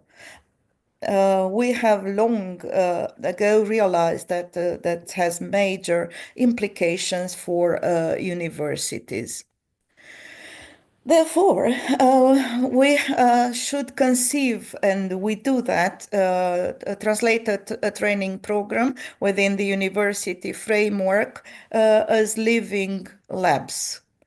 What's a living lab, according to the definitions, and not only definitions, but also practices, is both an environment and a methodological approach. Therefore, what should we teaching instead? Taking into consideration that we have no fixed professional target, because these professional identities is in the making, always in the making. So we have to contrast past versus present training models. And we have to train our students. I particularly refer to master students, not just how to translate, but how to question, how to test, how to doubt the machine, how to understand what is happening underneath the interface. Because if we do not take them to this level, in fact, we see them, if we don't do this, we see them as users, and users are replaceable in our mind, whereas professionals are not. So we cannot train for certainty in an age of uncertainty. That's our driving motto. Within this framework, we see research as a core professional skill, and roughly, research can be equated, as Professor Prieto Ramos highlighted before, to mental alertness, basically. Therefore, we adopted a social constructivist approach, universities as experimental spaces, or living labs. In a world where AI can produce a draft in seconds, the classroom should not be about producing the draft. It should be an experimental space. As a matter of consequence, research is not optional, but foundational. And by the way, such courses, and especially in their practical part, have been fully integrated in the curriculum. We also have to underscore the epistemic role of universities, of knowledge production, also awareness raising. I argue against vocational training. I mean, only teaching tools, as mentioned before by the speakers. There are so many tutorials, I mean, that can be learned at ease, and we should favor research-based training. The case study at the University of Craiova, which we proudly call our model, instead of traditional exam, but not only exam, also workshops, master students act as consultants. They are given a raw machine translation output and asked to conduct a mini research project and why the AI failed in a specific cultural context. This turns errors into data points for research. And I have to mention that this has been transformed into a project ongoing. I mean, it has recently started, and as soon as we have collected more data, we'll disseminate the result findings. But this is where it started. The deep dive, digital literacy as data awareness. We have to make a difference between use versus understanding, especially critical understanding. Technological literacy is actually about critical evaluation, as pointed out, for instance, by Bowker. The role of corpora and training data is an essential one in developing research skills and data awareness. Students often use AI as a magic wand. Data awareness is the new translation competence. That's what we have to train them. This means understanding that within translation training, corpus linguistics plays a role.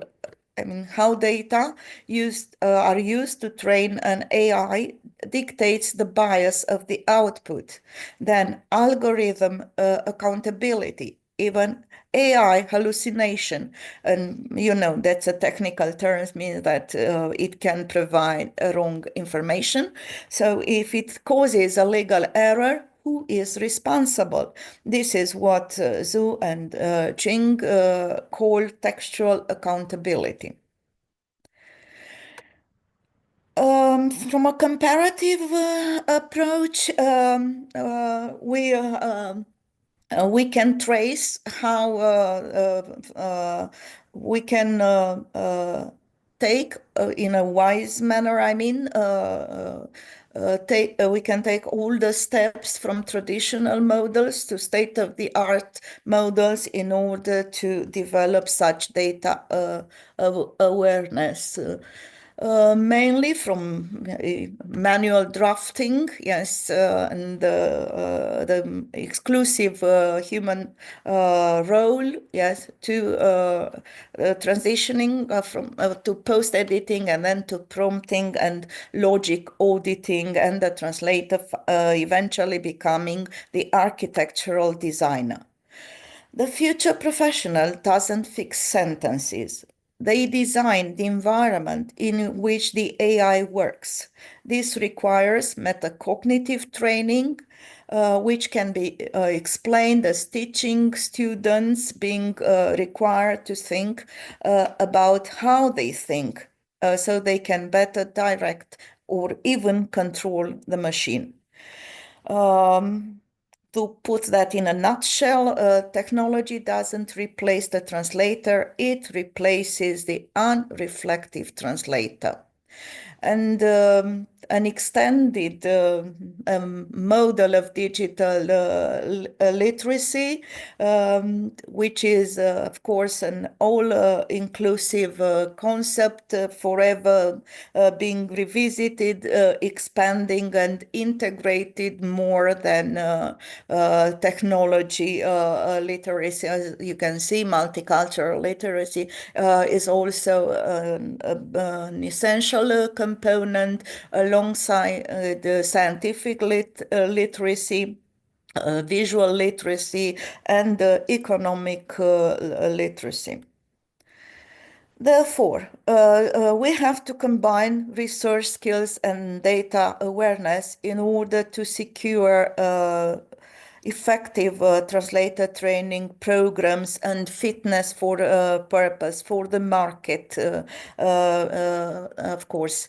And translators have to be seen as analysts and investigators.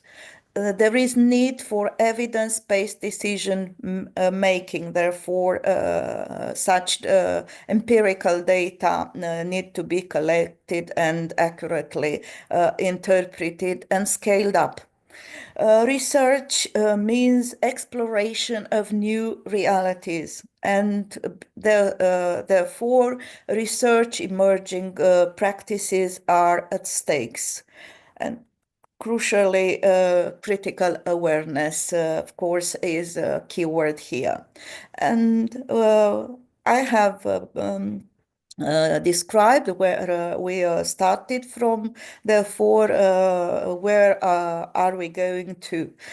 Experimentation with tools and methods, alignment with EU policies and DGT practices. Connection, I would say stronger connection between academia and the industry, and of course accessing EU-funded research project. What we say is that we train our students not to be ready for the future, but to be ready to shape the future. This means strategic alignment. Therefore, we actively seek, strengthen, and expand partnerships. We call for shared agendas. We rethink training goals, and therefore we go for adaptability and flexibility. This is a kind invitation to you all. And to our existing partners and potential partners to build a future of translation together by not only redesigning the university as universities of living labs, but also by paying attention to expand the competence profile and align them with new trends. I mean, EMT framework will be always at the core here. And to give a central role to research, not to couple research with practice, pedagogical practice, but also to real life practice. This is the role, another role of universities to inform decision making outside the academia. As concluding thoughts, yes, the university's role is mainly to produce a reflective language professional. And to sum up, these are individuals who understand the ethics of AI. I mean, the questions are: who is responsible? The translator, the machine, the client. So we go for shared responsibility, but not equal shares. The human translator still is bearing the largest share. Individuals who possess the research competence to solve problems that AI hasn't seen yet. As pointed out by Professor Prieto Ramos, AI is not the expert. It has been created by experts and improved by experts. Future translators can navigate the complexity of human culture that remains unprogrammable. Therefore, translating training must become research-based, future-oriented, and critically grounded. So thank you for your attention. And looking forward to the critical dialogue, another irreplaceable thing that AI cannot do instead of us. Shall I stop sharing? Yes, thank you for your presentation, and I would like to thank you for accepting our invitation to be part of this conference as a keynote speaker. And now I invite you to ask questions, to present your commentaries, observations. Yes, but I think that you have to come here.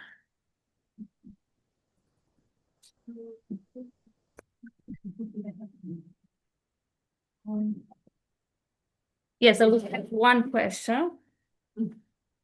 So, thank you for the detailed presentation. My question would be, what would you recommend for students to improve their metacognitive thinking, and also how to educate them to use the AI responsibly?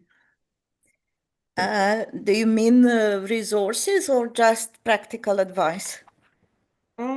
Resources, yes. Yeah, as resources, in fact, this would go to your trainers. I mean, integrate into the curriculum such courses, practical courses, as resources for you. If you want, after this, I can share some, I mean, a list of resources and send that to the organizer, I mean, your teacher, Andrea Sermashu. But basically, what I invite you to do is to start working with various AI systems and critically compare results and detect for yourself, according to this data awareness and digital literacy, what are the vulnerabilities of the systems and where we as humans can control this. And as spotted before by the speakers, we have to be aware that what AI generates in point of translation, it might seem as having a perfect quality, so be mentally alert. Yes, it is not what it seems to be. I mean, it's not like witch hunting. I mean, yes, but to create some expectations. I mean, have in mind some areas in which it is vulnerable and where you can intervene. Thank you. Be active and proactive. Thank you. If we have other questions or commentaries.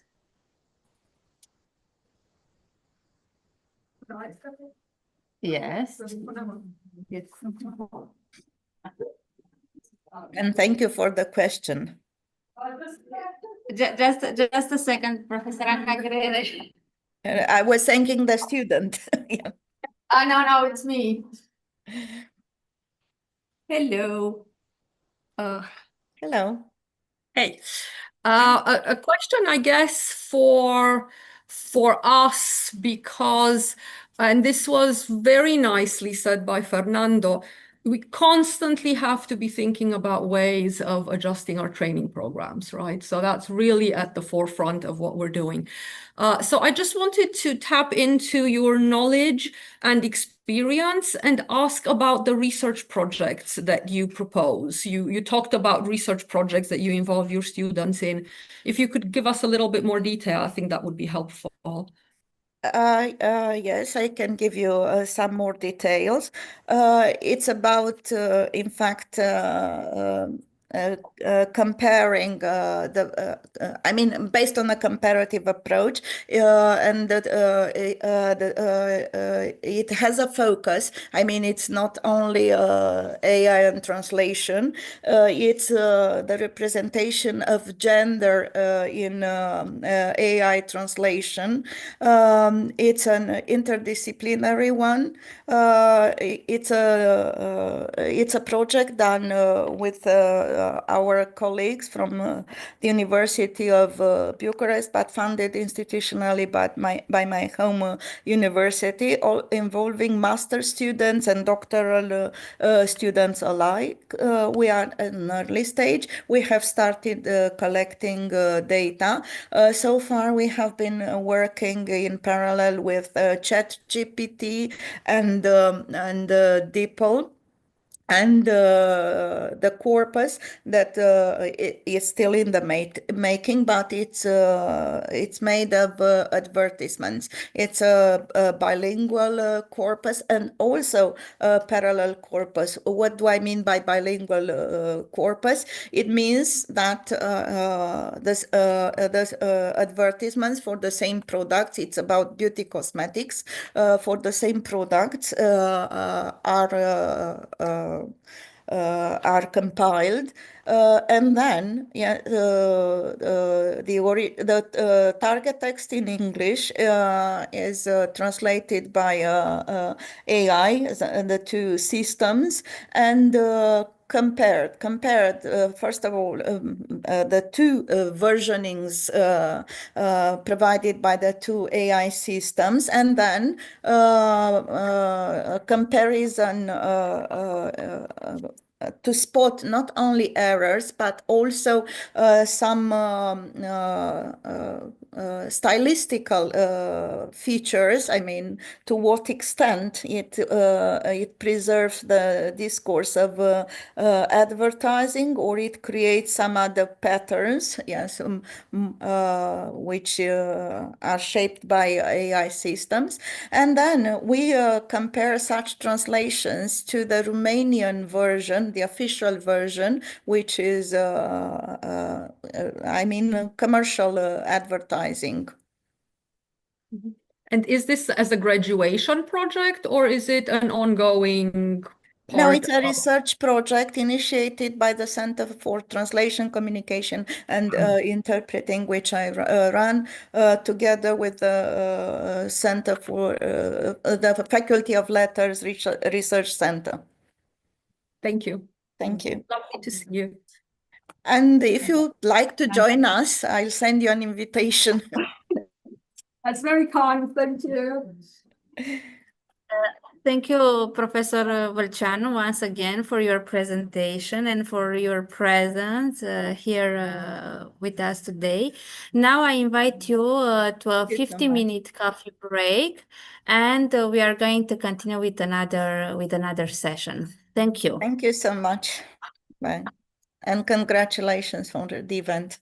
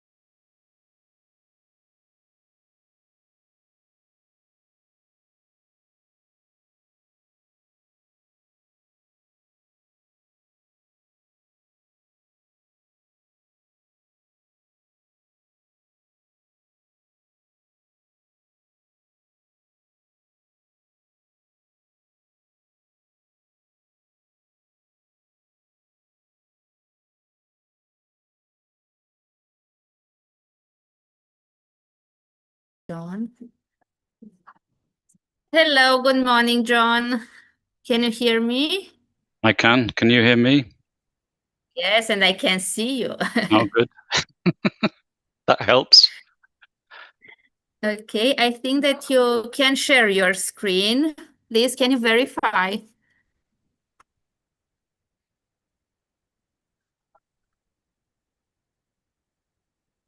Oh, perfect. Can you see it? Can see your. Yes, Is yes, yes. Okay, thank you. We start it in 3 changing? minutes. Did it change? Yes, Okay, yes. It's great. Thank you. Okay. Shall I leave it up on the screen or? Yes, yes, yes, yes, because we are going to start. Okay, great.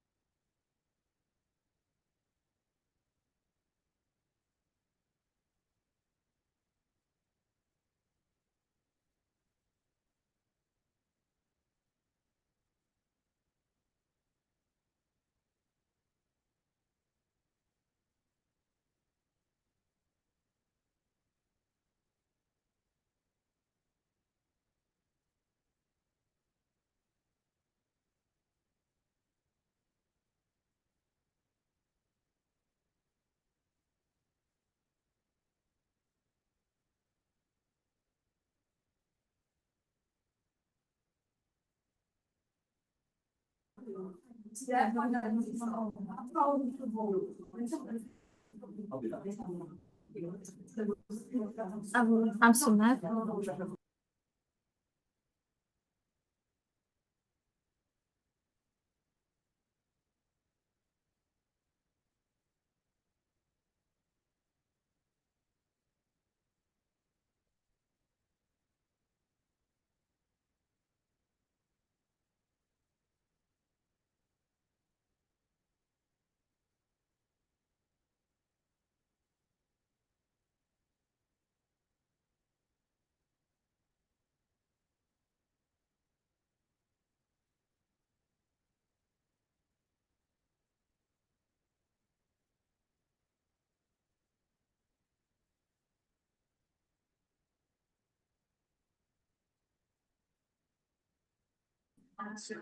Okay, so hello again. We are going to start the second session, and our first speaker is John Kirby.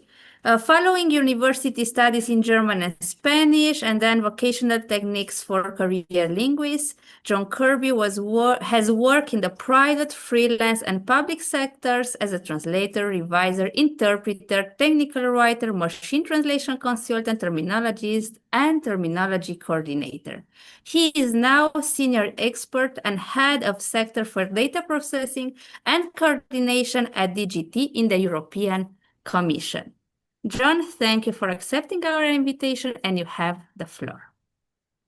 Thank you very much, and thank you for that introduction. Thank you for inviting me to take part in this conference. Sorry, I can't be in Cluj. It seems I'm out of favor with the aviation gods. Actually, funnily enough, I just noticed it now. The European Commission yellow and blue seem to be quite close to the Lufthansa yellow and blue. So I hope this is not a bad sign. Maybe I should have just added a bit of red, and then we would have had the tricolorul Romanesque. Anyway, the title of this presentation, my 18-year-old daughter loved it. At least that's what I think she meant when she said, "Oh God." It could be a little bit misleading because coming to terms with AI just might indicate that all we do with AI is extract terminology. In fact, we try to use it in all stages of our terminology work. And the longer title, sorry, it is a bit long. I've added new technologies because sometimes it's not entirely clear where AI stops and starts. So if it's not AI, it is some kind of new technology. Just a little bit of context to give you an indication of what we do at the European Commission. The Directorate General for Translation is very big. We translate around 2.5 million pages a year. Most of that is legislation. We work in 24 official languages, and we are almost 2,000 people. 70% of those are translators, quality officers, terminologists, and revisers.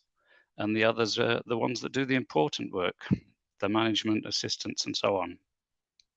How many terminologists we have? Well, we have 2 full-time equivalents for each of the official languages, which is, so that comes to 48, plus some central terminologists, so altogether around 55. So we're big boys in terms of translation and terminology. Maybe I should add that most of the translation jobs that we have to do are from English, because most of it is legislation which is drafted in English. As we know, translation doesn't work without terminology, so the terminology process is very important. But despite these numbers, or maybe because of them, DGT, the Directorate General for Translation, is in fact one of the most progressive Directorate Generals in the European Commission, and probably, we think, in public administration anywhere. You might have thought that there's a Directorate General for computer issues, which is called DIGIT, and we also have a joint research center, and you might have thought that they would be leading the way on AI, but in fact, it's the Translation Directorate General. This may not make immediate sense, but as our Director General, so our big boss, is happy to say and often points out, much of artificial intelligence is based on large language models, and basically we're the ones that understand language. So as with everywhere else in the translation industry, we are met with increasing volumes of work, tight deadlines, and at the same time, quality is expected to stay the same. This has an effect on our work, and this is why we're trying to use AI as much as possible. We even despite the increase in work and the tighter deadlines, we still have to ensure the same terminological consistency, particularly since we're translating mostly legal texts. So this situation really lends itself to our efforts to speed up certain steps of our work, and we've turned to AI for that. Which tools do we use? Which data? The tool and data landscape for terminology is a little bit fragmented. We have terminology databases, corpora, glossaries, term bases, lots of tools and lots of data, but not all of them are AI ready, and not all of them can be consumed the same way.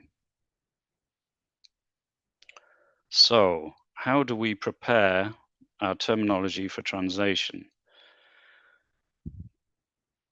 This, sorry, I went too far there. Let's go back.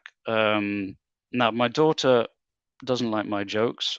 My wife often complains that I mansplain.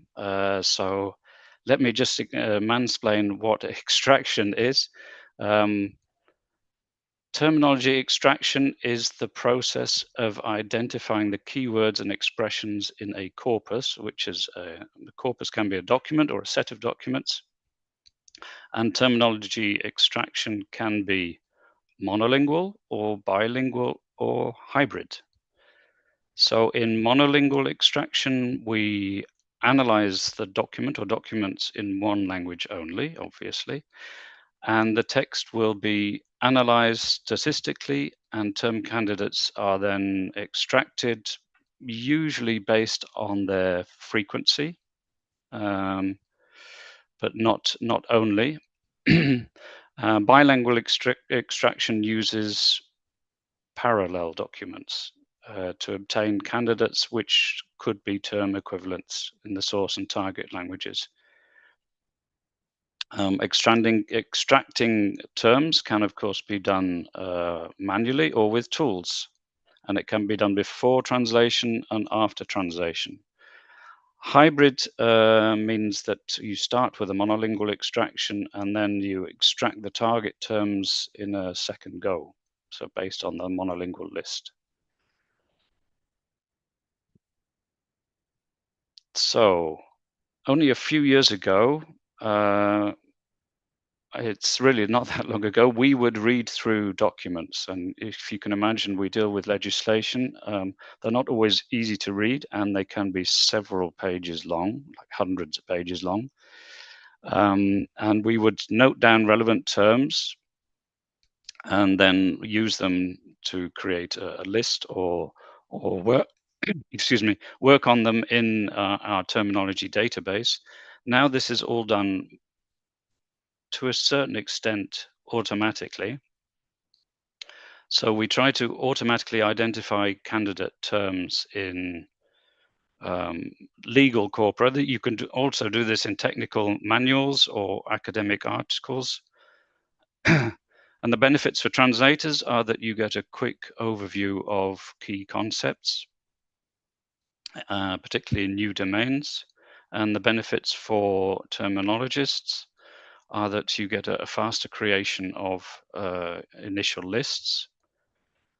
If you do it with AI or with some other tool, you can prioritize term candidates, not necessarily just by frequency, but also by domain relevance or what we call novelty. I don't like it as a term, but that's what we use to describe new or emerging terms.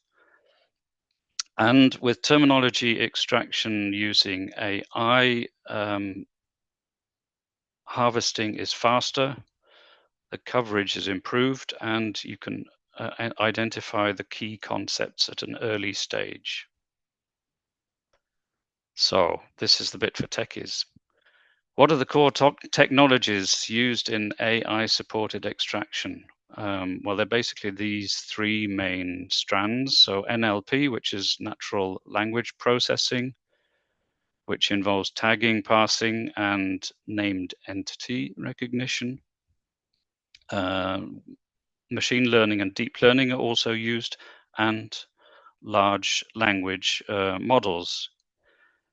The contrast with traditional tools, so other tools used for extraction, is that AI does not just extract on a rule base or a statistical base or a simple string search, but it also adds semantic understanding and some kind of pattern detection. So how do we go about terminology extraction with AI and other tools? You can either work with prompting. We've done this quite a lot. We've had good results. We've also had some issues, which we can call, let's say, over-delivering, so too many results. The advantage of prompting is that it can be reused for different domains, and you can fine-tune the prompt with iterations. Another approach is to build your own tool. There are some commercial models available, but tools can be built based on an LLM and on other AI or IT capabilities. And they could be text specific or legislation specific or domain specific. We have gone the route of prompting. We have also built our own tool. DGT's extraction tool is called Termite 1 because it crawls everywhere, all over the texts. It's currently a prototype. It's been trained on EU legal texts. And what it does is not just extract term candidates, so things we might consider in a term list or term base or to work on in IATE, which is our terminology database, but it also compares these candidates with the content of IATE.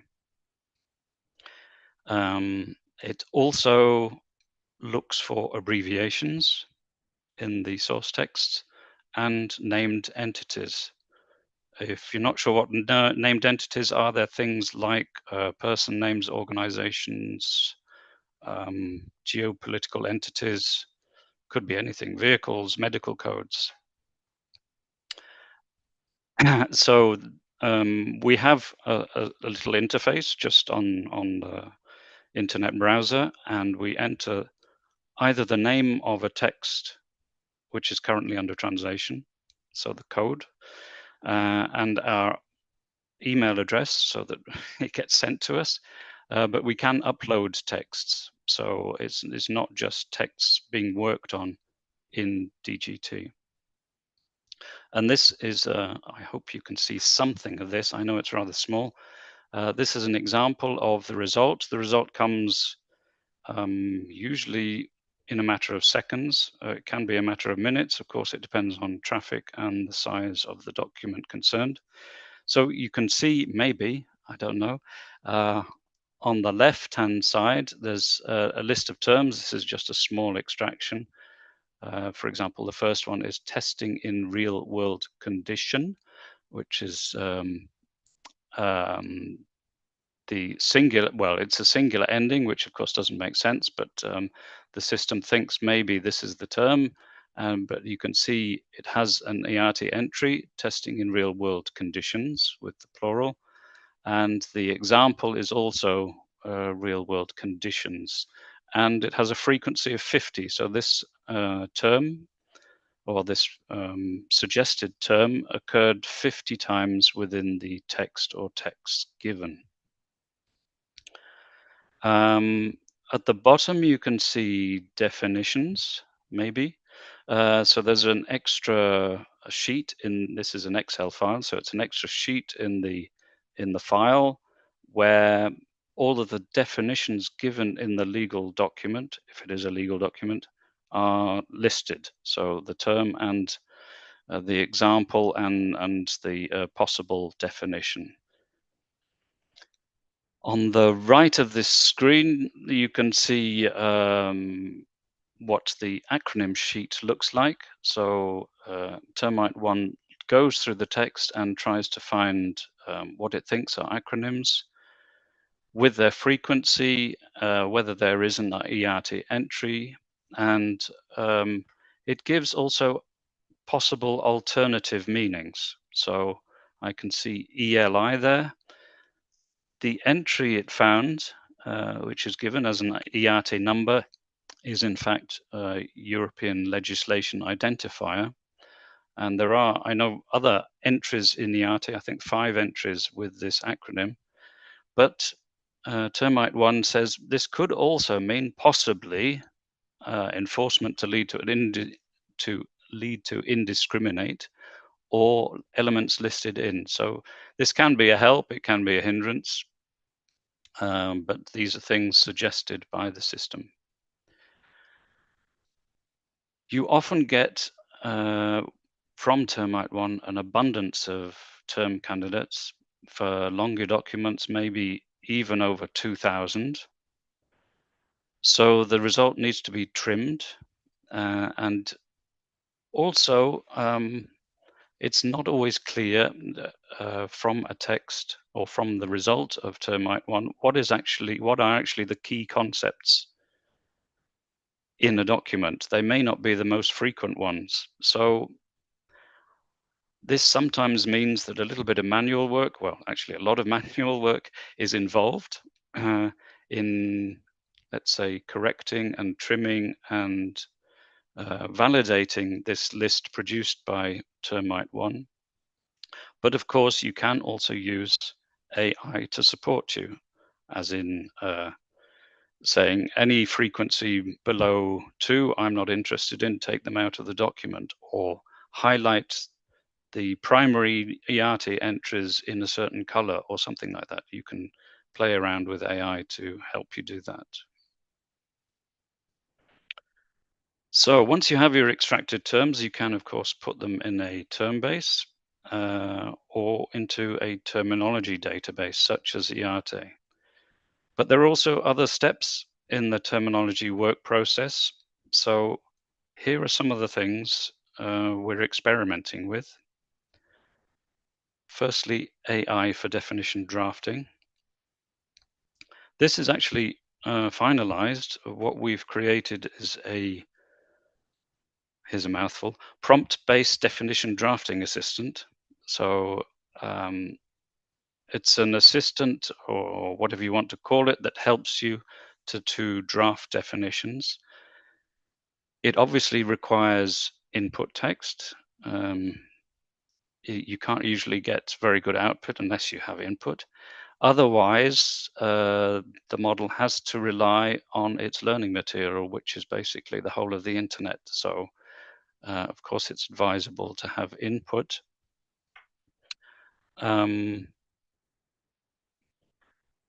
So what it does is it goes through the text, which is the corpus evidence here, and generates a list of terms with the suggested definitions.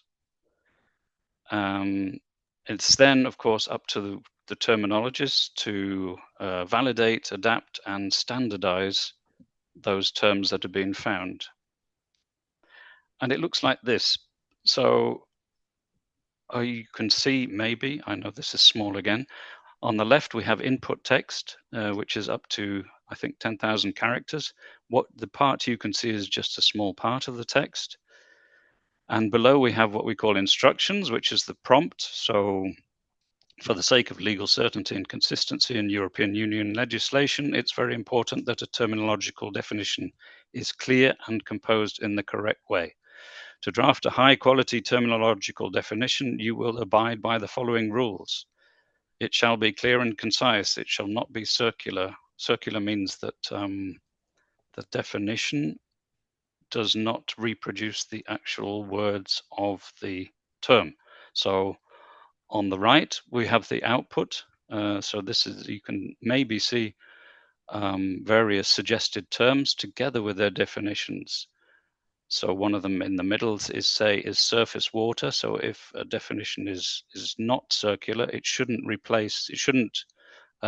use the word surface or water. And indeed, it says upper layer of the ocean directly influenced by wind and sunlight, blah, blah, blah. So this is what we get. We get a whole list of output. You can see the output box maybe only produces a fraction of the actual text. So it's gone through the text well and come up with various what it considers important terms and their possible definitions. So another of the things we're currently working on is how to get equivalents for extracted terms. So we are trying to get AI to suggest translation candidates on the basis of parallel or comparable texts. I suppose in this respect, we're lucky that we have a whole body of translated EU legislation to help us with this. So the system can look, or this is the idea, can look up how was this term translated in other regulations, and maybe this is the standard and correct translation. Of course, if you do that, there's a risk that the homonyms may not be equivalent. So I don't know, I haven't got an example for this. If you have mouse in, for example, in computer speak, it's maybe translated one way as opposed to the mouse in the animal world. So one you don't want in your house, one you do. maybe. In a regulation on computer equipment or dual use equipment, you would want a different translation for mouse than you would in one on, say, pest control. So this is something that we also want AI to do, is to identify these mistakes and not suggest homonyms. Another thing we're trying to do is analyze gaps. So if a target equivalent is missing, work out how to handle them, whether it's with neologisms or borrowing terms from other languages.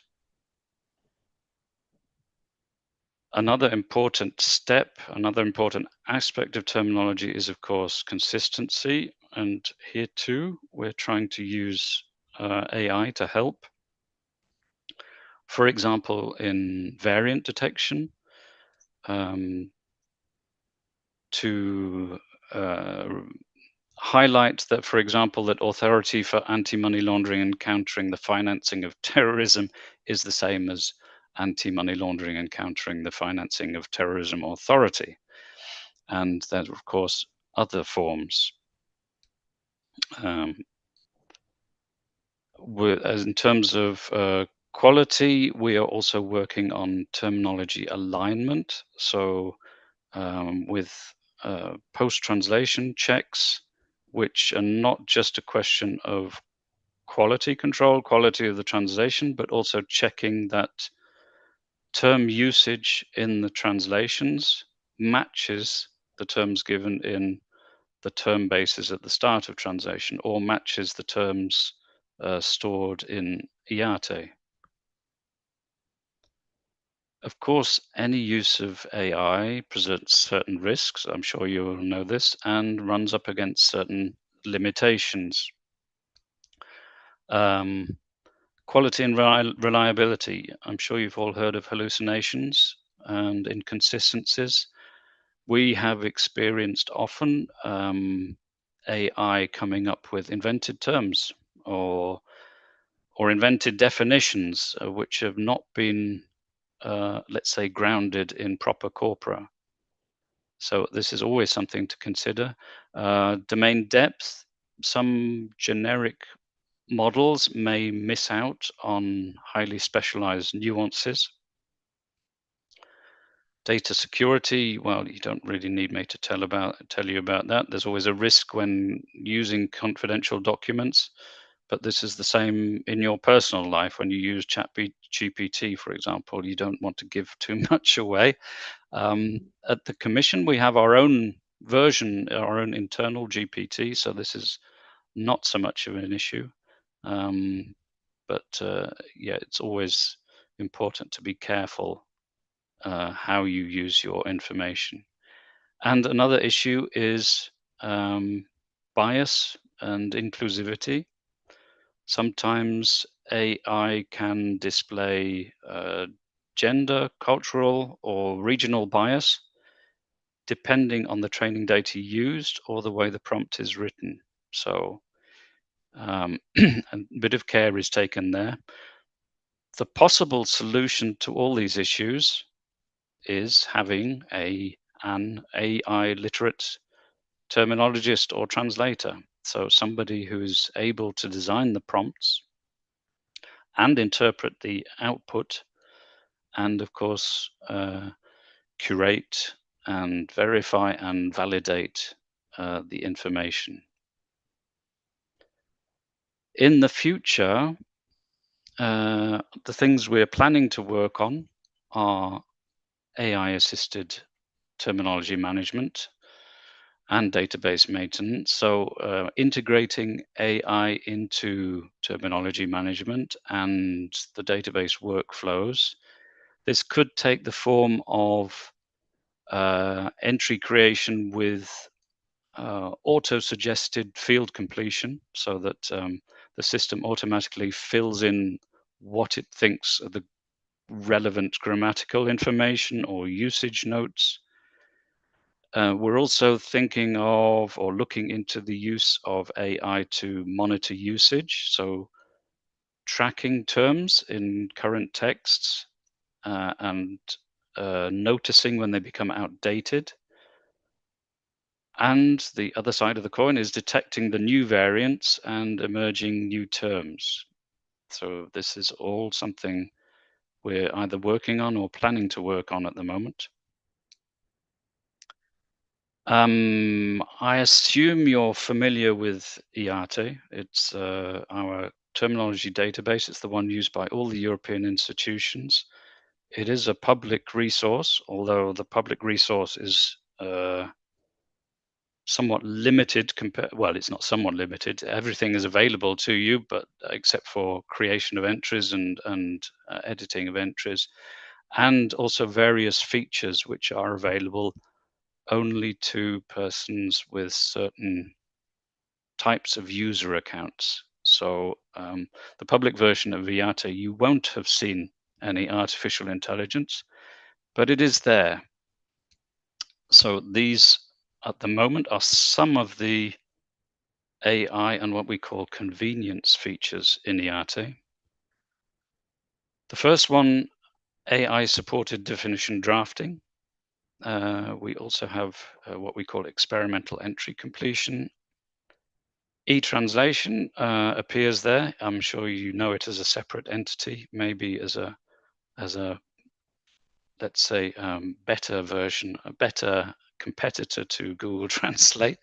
And we also use AI to find defined terms. So it's a shame I can't see your reaction, so I don't know if you can actually see this very well. This is the snapshot of IATE in the definition drafting mode. So, excuse me, when you, this is my fault for making jokes about Lufthansa and the tricolor. When you're defining, entering a definition for a term in IATE, you can, there's a excuse me, there's a button that looks a bit like a spy, or I think it looks like a spy, and you press on the button and this window opens with these 4 options. So on the left you have edit prompt. There's already a prompt there, but you can edit it to add extra items. And then there is this option define with AI. What happens is the AI system we use is Mistral, and it trawls Google and tries to find what it thinks are possible definitions for the particular term involved. And you can see in this case, 1, 2, 3, 4, 5, 6, it's come up with 6 possible definitions. There is on the right a draft, what we call a draft box, so you can copy over elements of the, you can copy over the whole, any of the definitions proposed by AI, and then add it to the draft, and then add other ones, and then chop it around or re-edit it and come up with your own definition.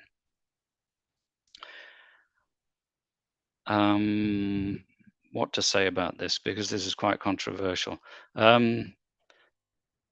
Of course, you always need the human in the loop. You should never believe any definition that comes up as suggested by AI. Indeed, if you take any of these strings, like maximum number of passengers or cargo an aircraft can carry, and enter it into Google, you often actually do not find that string anywhere.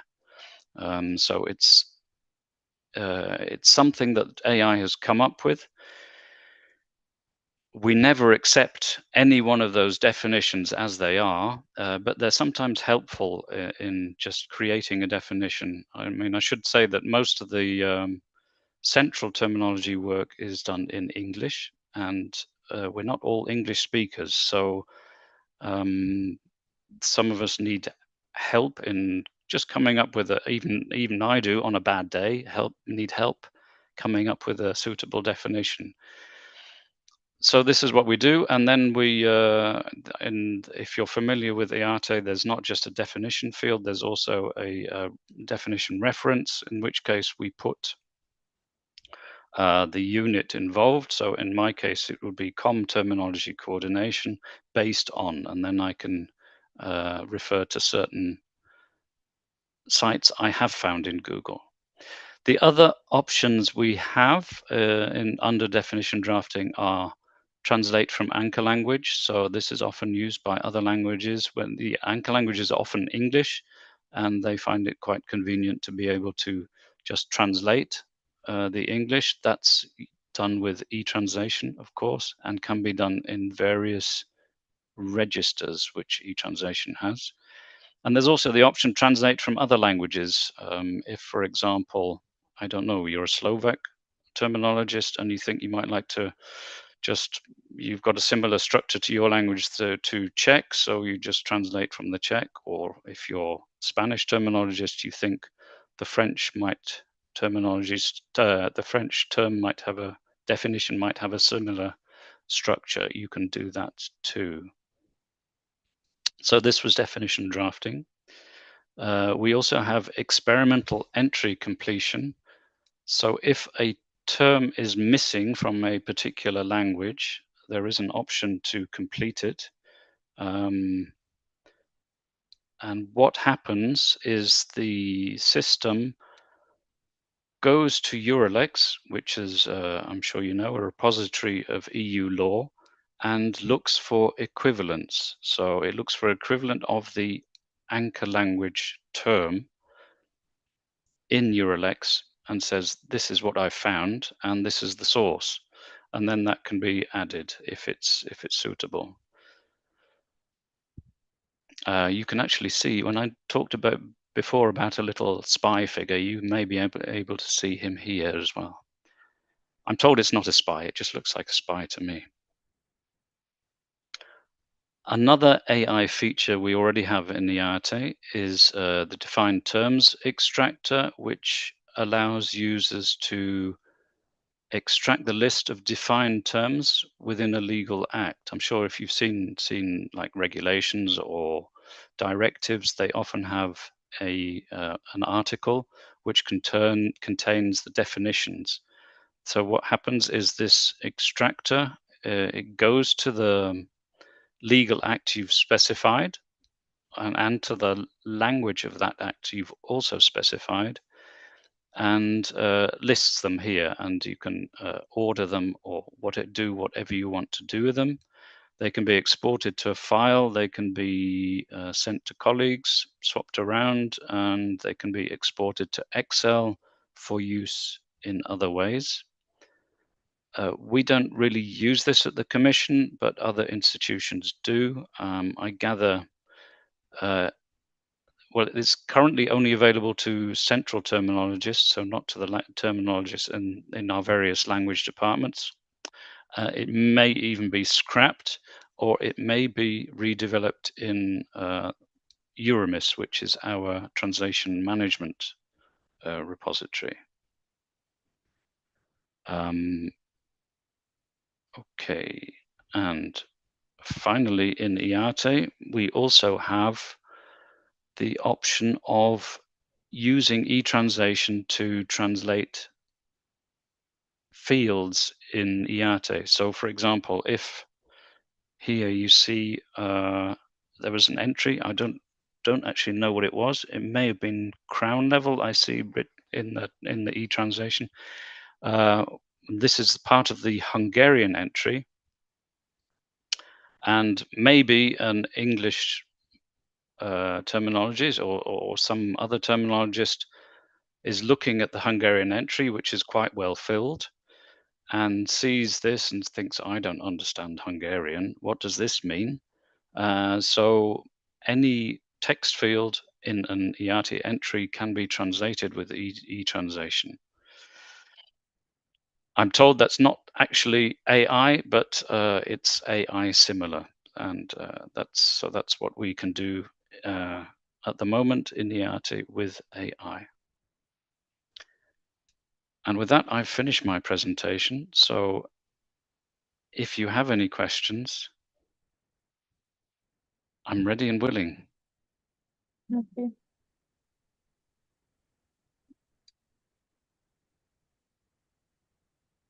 Thank you for your presentation. And of course, I think that we have questions for you. Come here.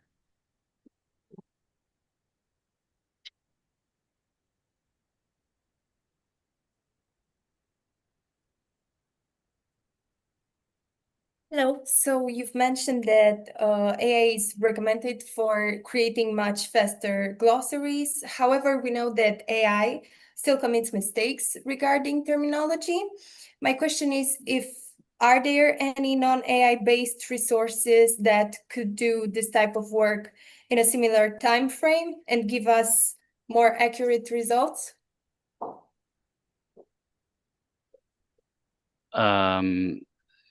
In doing what precisely? Excuse me. You said yes, AI is inaccurate, but inaccurate in what? In creating term bases. Yes. Actually, our tool, Termite One, is mostly pretty accurate but it just creates too much, so that everything it creates is correct. I think I'm right in saying so. When it cross-references IATE entries, those are correct, and the terms it finds are indeed in the text. The only problem that we have is we get too much, so that we have to then just trim the lists. So trimming sounds like you're slightly reducing the list. Often we have to hack away at them to create much smaller lists. So that's not,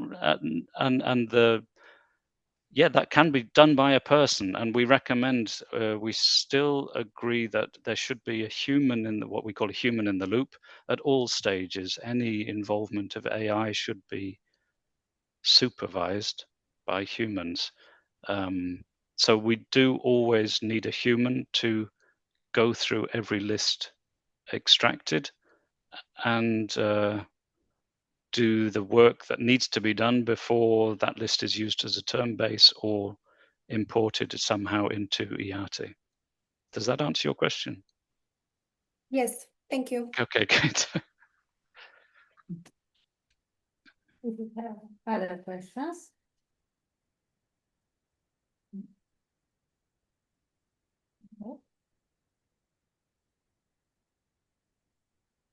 Okay, so thank you so much for your presentation, John. And I would like to invite Daniela Badia for her presentation. Daniela Badia started her career in a consultant company as a translator-interpreter.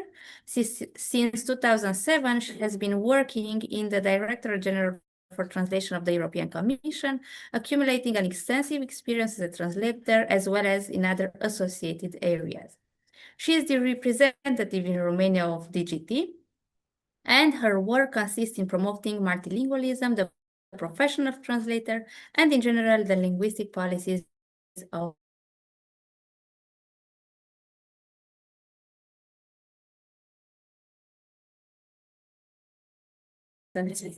Okay, wait.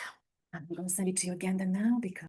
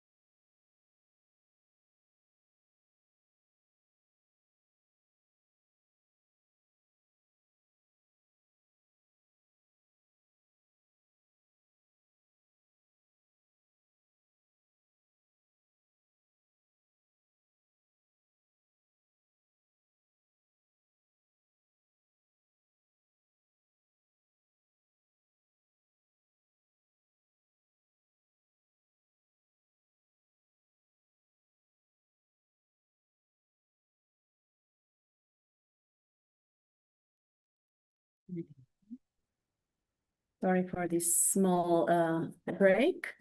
We had to access my presentation, which was a bit hidden. Okay, now we should be fine.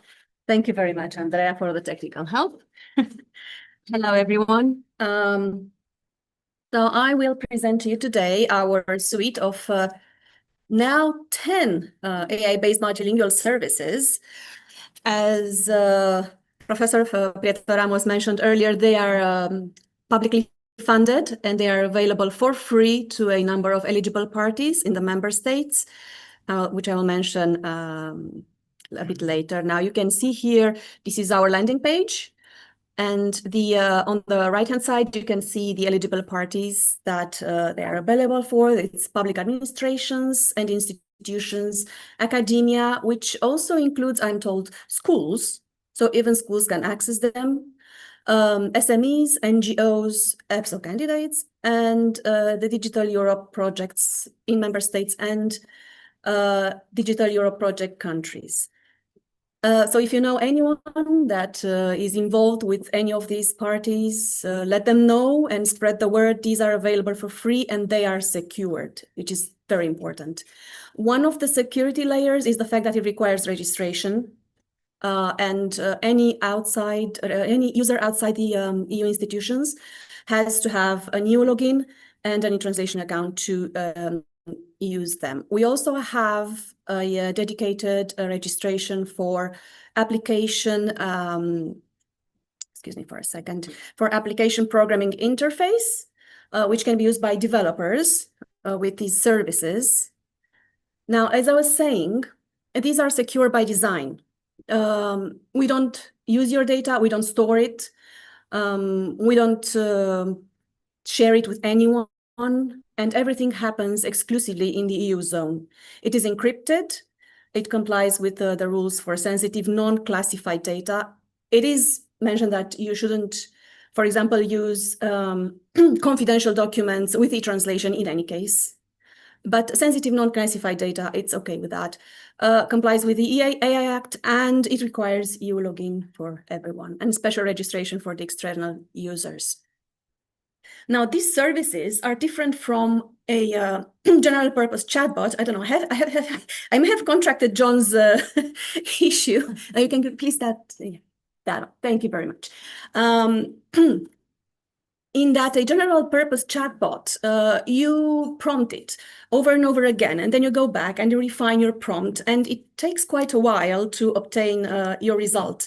Now, with this task-specific automated service, you have, behind the service, you have the prompts. They are specifically designed for that service and for that task, and all you have to do is push a button, and it will execute it as it's supposed to do.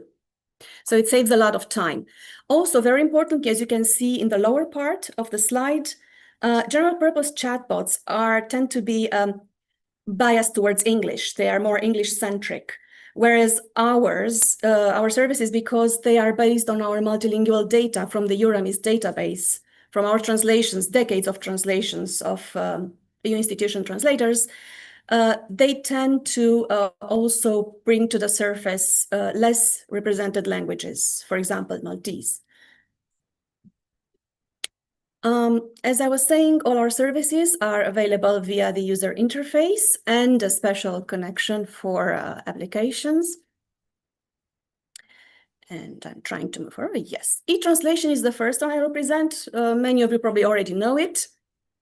It is the machine translation system of the EU institutions. It was launched in 2017 as a neural empty service. We used to have a statistical one before. It didn't work so well. It's developed by the European Commission, more precisely by DG Translation, as John was saying earlier, and DG Connect, and co-financed by the European institutions and the Digital Europe program. Now, we recommend using e-translation only when human translation is not available, which means, for example, we have colleagues who receive letters from the citizens or have very large reports that they need to figure out what they mean, and they need to know whether they should be sent for human translation. Now, it helps with that. However, the moment you need a really good quality translation, please send it to a professional translator. It is just for e-translation is just to make to have an idea, a general idea of a text and what it means. As I was saying earlier, e-translation has behind our data from the Euramis translation database, 24 European Union languages, and also other 8 languages, as you will see later on. And it is constantly updated with the translations that our colleagues do every day. Here the language is covered. It's a very nice graph with EU languages and the year of when they became official EU languages, and also the 8 additional languages: Russian, Chinese, Japanese, Arabic, Norwegian, Icelandic, Turkish, and Ukrainian. You can use it by copy-pasting a short text. It has a 2,500 character limit, or you can use it by uploading documents. And it has, it's very faint here on the slide, but on the right-hand side of the middle window, you can see there are several types of files that it supports. You choose your source language, you choose your target language, you choose your domain, and I will speak about domain a bit later. You also have some advanced options, which is you can have the result, the output, to be in the same format as the source, or you can request a TMX file, which is very useful for us translators. You can also use AI enhancement and glossary, and I will speak about glossary now. This is a fairly new function. What it means is you force a terminology on the machine. You upload a glossary when you submit a translation request, and one term in the translation has to be equal with one term in the source text. It's not possible to have different translations based on context. This is where the glossary function can be found in the e-translation interface, and this is an example of what a glossary looks like. The recommendation is to use shorter terms because they work better, and there is a limit in the number of entries you can include in one glossary. We also have AI enhancement. It can be found there in the middle. And what it does is when it doesn't have good translation results from the memories, the translation memories, then it will process our translation history to provide better outcomes. It's suitable obviously for EU-style texts. And again, I will mention the domains later. It does take a bit longer than a normal translation, which means I sometimes don't use it because now when I work at the representation, I need to translate very fast press releases for my colleagues. So I cannot use AI enhancement. I have to get my result quickly and then work on it, post-edit, and provide a translation. But if you have the time, you can try using the AI enhancement. The domain-specific translation. There are several domains available in e-translation. One of them is EU formal language, obviously. You also have general text. You have Court of Justice law, so that's useful if you're translating that kind of document, legal documents. You have finance, and you have IP case law as well. Now, this is interesting because we started small in 2017, and it ballooned with some differences. 2024 and 890 million pages in 2025. So it's being used quite a lot now. Obviously, the EU institutions use it. We use it a lot in the Commission because we have a very high volume of translations that we cannot cope with. It helps a lot. As you can see here, our colleagues in the other DGs have also used it a lot to translate documents into a language they can understand and to work with those documents internally, obviously. Now, in the member states, Germany is the absolute champion and has been so for a few years. Romania is not so bad. We are at the bottom of top 10, so hopefully we can climb up some rungs this year. We'll see when this year statistics come up next year. And another very useful use of e-translation is that you can include it in websites. We have a plugin that automatically translates websites. Again, we have so many pages and complex websites for us, for example, for the European Commission, that we don't have the manpower to translate them ourselves. So this helps a lot for the citizens to understand in their own language what is on that page. And we, of course, as you see here, we have disclaimers everywhere, because it's important for the people to know this is not done by a human, this is automatic translation. Take it with a grain of salt. Now, this is the plugin that can be embedded in a website to translate it automatically. And like I said, it can also be used by all the other eligible parties that I mentioned earlier. So it could be useful for the universities, schools, NGOs, SMEs, public administrations, to have your content available in other EU languages. This is the step-by-step installation guide for the plugin that is available on the WebT page. And this can be used by developers. I've never used this, so I don't know, but it provides the result that you saw earlier. Now, of the task-specific services that I was speaking earlier that help a lot with specific tasks, the first one that I like to present is e-briefing. And e-briefing does exactly that. It produces briefing documents.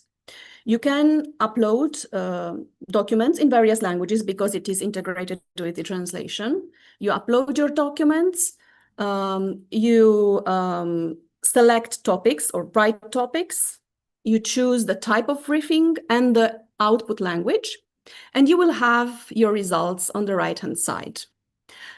Now, as I was saying, you can upload documents. These are the topics. That's the part where you write the topics, type of briefing, language, and the results. And these are some of the outputs. It provides automatically a information sheet with the scene set, with objectives, main messages, possible questions and answers, background, also some sound bites and tweets. So it also suggests tweets if you want to use them on the subject matter. And it can also provide a suggestion, a draft speech. So it's a starting point. It helps a lot if you have little time and you need to prepare for a briefing or for a meeting. Again, the output in a bit more detail. Now, another task-specific service is e-reply, and it does just that. You upload the document that you want to reply to. You upload documents with relevant information if you have them. It's not compulsory. And the type of reply, here we have a type of reply that is used in the Commission to reply to questions from the European Parliament members. But we also have general e-reply question, which is for general use. And you can see here examples of outputs for the 3 different types of e-reply questions. Now, e-summary takes documents. You upload your documents, you select your input language, and you can select several output languages, as well as how long you want the summary to be. And it will take this document, it can be a big document, it will make a summary of it in whatever languages you requested, and the length. Here we have another example, and a second version where it, for example, on the left, we have the original document, and on the right, we have the output. It will nicely summarize the document. Speech to text, you take video files, audio files, upload them, select the source language, and actually, you can also select, I think, somewhere a type because if you select transcription, it will produce a docx. If you select subtitling, it will produce two types of subtitling files. And we have here examples of the speech-to-text output. My colleagues who did this, they used a video, and it extracted subtitles with timestamps and a transcription, which was in a Word document. Web text. Web text is now available in all EU languages, and it's really interesting. I tried it the other day. It has the prompts behind it, which can be for some of from some of the services. You will hear later my colleague Madalina Marinku, who is a prompt engineer, explain that they have lots and lots of pages of prompts behind. Now, this is the kind of instructions that web text received, that it should use simple vocabulary, it should use a certain structure, syntax, and there are some principles for clarity, and it will produce a text that is adequate for publishing on the web. Again, you have the task called text for the web, upload your document. It can only work from the same language to the same language. So if you want a document from English into Romanian to be made into web text, you'd have to go through e-translation. Unfortunately, this one is not integrated. So if you have the document in Romanian, it will produce web text in Romanian. And this is the output. So let's say we have a piece of legislation, and it will extract the important part and important key messages. So you can publish that on the web, and it's easier to read and to understand. Accessible text is similar to web text. However, for the moment, it is not available in Romanian. It is available in German, English, and French, if I'm not mistaken. And these are the instructions. It will produce text that is easier to understand by the general public, without jargon, without abbreviations or complications, using a very clear and simple language. This is the interface. Like I said, available only in English, French, or German for the moment. As I understand, my colleagues are testing other languages as well, but because each language has their own specificities for accessible text, it takes some time. So I don't know when it will be available for other languages. Now you have your piece of legislation, and accessible text provides some the main ideas in very simple form for everyone to understand. And another service that may be useful, for example, mostly I think for public administrations or whoever has to produce some documents where they don't want to mention personal data. Anonymization can either cover up personal data or replace them, and this is the example. With green, we have the original. With yellow, we have the replacement example, and the obfuscation, the covering up example on the right-hand side. Our newest service is e-reporting, and this is actually mostly relevant right now for SMEs or NGOs or public administrations that have reporting obligations. But it could be useful for universities as well at an administrative level if there are reporting obligations that you need to fulfill. What it does is, well, it also produces activity reports, which may be useful again for anyone. You can upload a lot of documents that are relevant for your activity, and based on these documents, it will produce a draft activity report. These are the input files, which can be quite a lot. And this is an output example. It's around a 10-page structured report, activity report.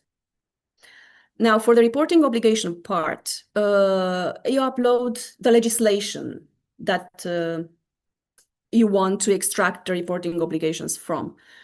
And then what it does, it does a summary, it extracts a summary of the subject matter, and it also does an analysis of the reporting obligation. And further down in this example, there are, which isn't included here, but there are the various types of entities, and for each entity, the type of what reporting obligations they have. So it's quite detailed. And it also provides excerpts from the legislation. Now, what my colleagues are still working on, and they're at the moment, is the EU LLM project. We want to have a large language model in the EU, and they have been working with the Mistral AI LLM from France. The idea is to use our institutional data. It is multilingual. Like I said, it enhances the underrepresented languages, and it is open source, which contributes to the EU's AI ecosystem. And it uses the Euro HPC supercomputer infrastructure. So far, I think they've used the Meluxina in Luxembourg, the Mare Nostrum, and the Leonardo. Leonardo, I think, is in Bologna, and Mare Nostrum in Barcelona. Now, on the webpage where we have our language tools, there are a lot of resources as well. There are video guides, and there's also the developers corner. Like you can see, there are some videos and tutorials, but my colleagues are working on further videos and tutorials for the other services as well, because now we already have 10. And this is a nice graph that I found showing how we started from paper before 1995, progressing through the statistical machine translation in early 2010s. Then through to the neural machine translation, e-translation, 2017. And then from 2020, there was an explosion of services based on AI. And this is moving forward. This is not all we have. My colleagues are working on further services. I don't know what they are. They don't tell us for the moment, but more to come, they say. That was all from me. Thank you very much. And if you have any questions while using the services after you've tried them out, please write to my colleagues at the DGT AI Language and Services Advisory. Their contact is also on the webpage there. Thank you very much.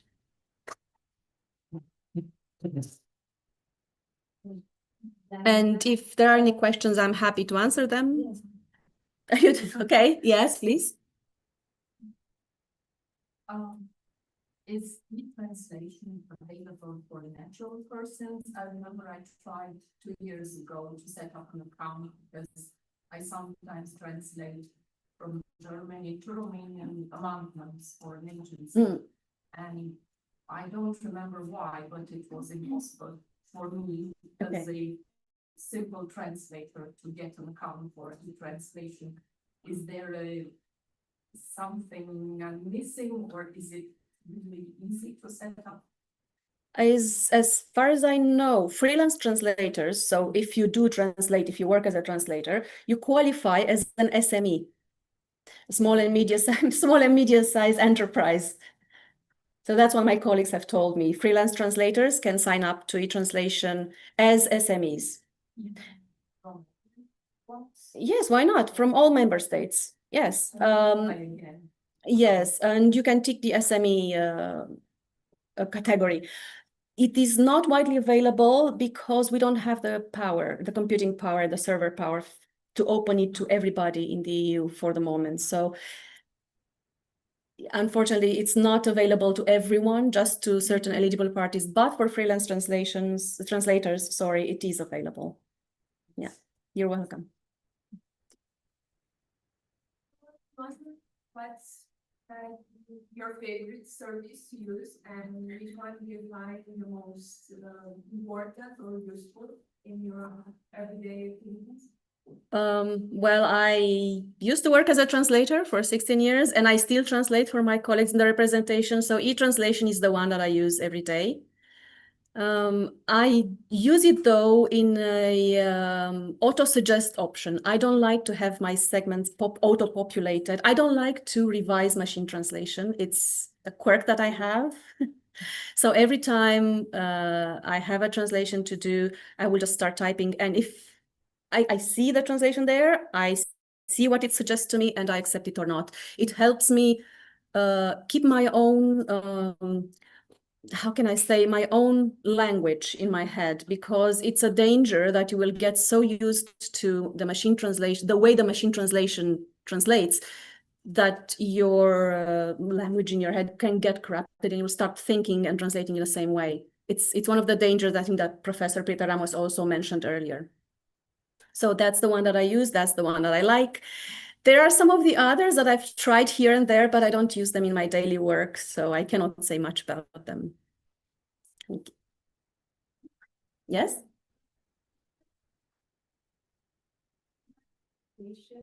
And AI usage in terms of future translations could replace some of the work that translators are currently doing, considering that maybe these tools can be further up developed.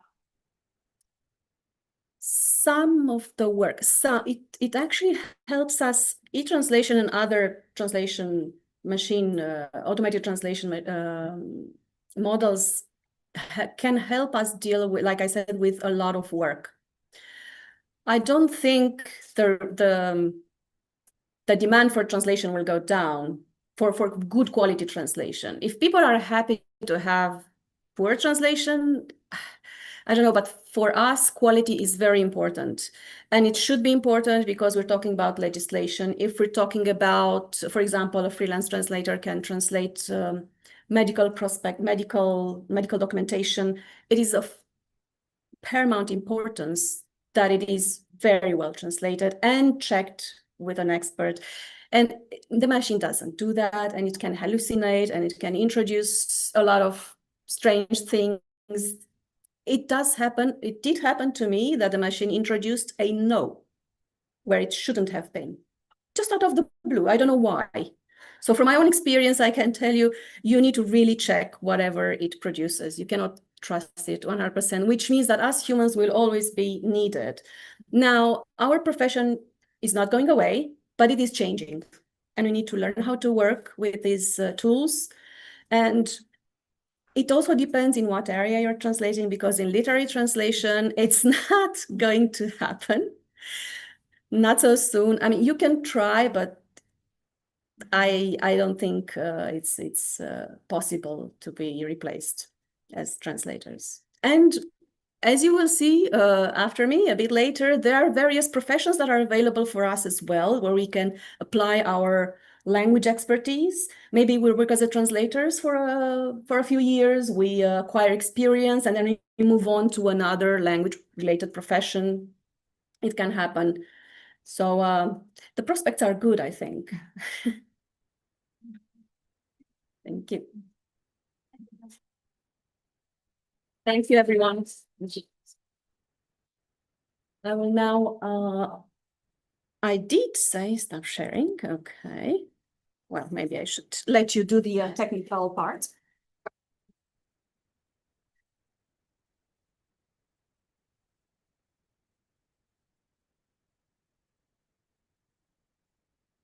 Direct.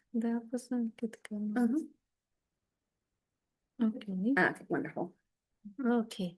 Good. Okay. You have one question here also. I have a question in the chat. Yes. Oh, lovely.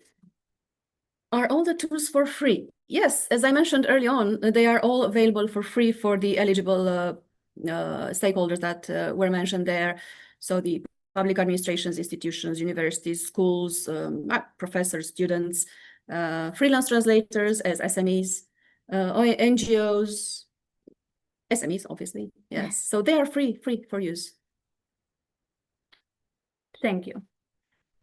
And now let me introduce Madalina Marincu. Madalina Marincu joined the European Commission's Director General for Translation in 2008 as a translator, later specializing in terminology before moving into digitization innovation sector. She now works as a project officer in AI business analysis and prompt engineering, developing AI-powered services that help people produce first drafts of complex multilingual documents. Madalina, thank you for accepting our invitation, and you have the floor to start your presentation. Thank you. Hello, everyone, and thank you for having me. We can't hear you. Oh, you can't? What about now? No. No, we still can't hear you. Maybe there's a setting in your computer. Yeah. Maybe, hold on.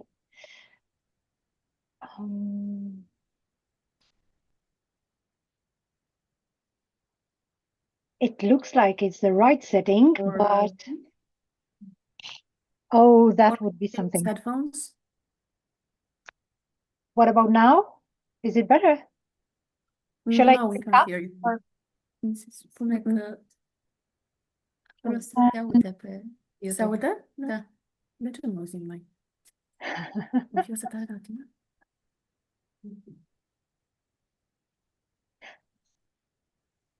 Deci sunt auzită în sală? Nu, mai are legătură. Acum să zic. And now, let's try. Hello? Can you hear me? No. That is very strange. My settings are fine. I don't know. Trebuie să fim pe headphones, nu? Da, nu, era bine până acum, s-a auzit bine. Da. Nu, cred că e de la ea. Da, și atunci de ce se aude pe YouTube? Nu știu. Nu am niște mai fac idee.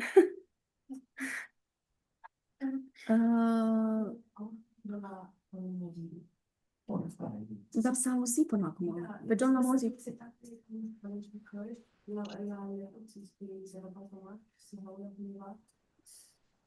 Păi, și până acum tot pe căști era setat. Putem să facem YouTube-ul, să pun YouTube, nu, avem cum, nu? Să pun YouTube-ul pe vedem. și să... Now, let's try now, Madalina. Hello? Can you hear me? Nu cred că se aude, că nici înainte nu auzeam. Nu are legătură cu setările noastre. Până acum am mers, nu? Da, nu e o problemă de la Maybe setările if you disconnect and then reconnect. Okay, I'll try so. Can you hear me now? I have four options, but I'm not sure which one of them works.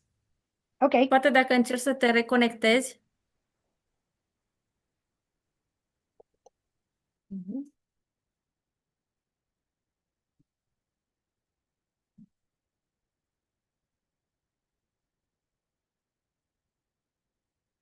Foarte ciudat. Da, e foarte ciudat.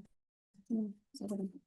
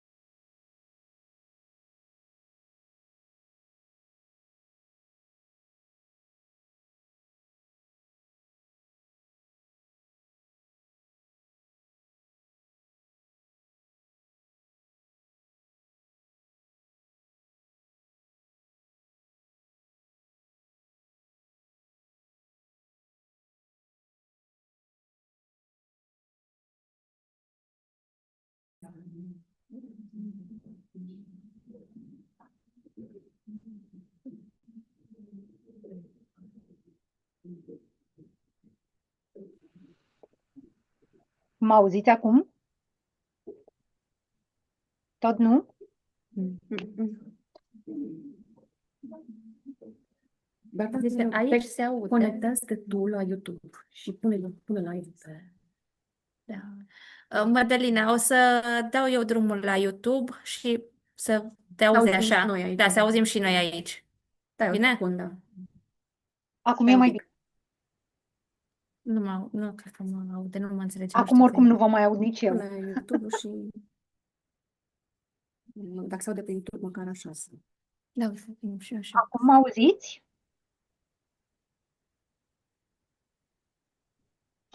Nu, tot nu se aude. Hello, can you hear me now? Băi, nu, că ne mai auzim nici noi. Hello?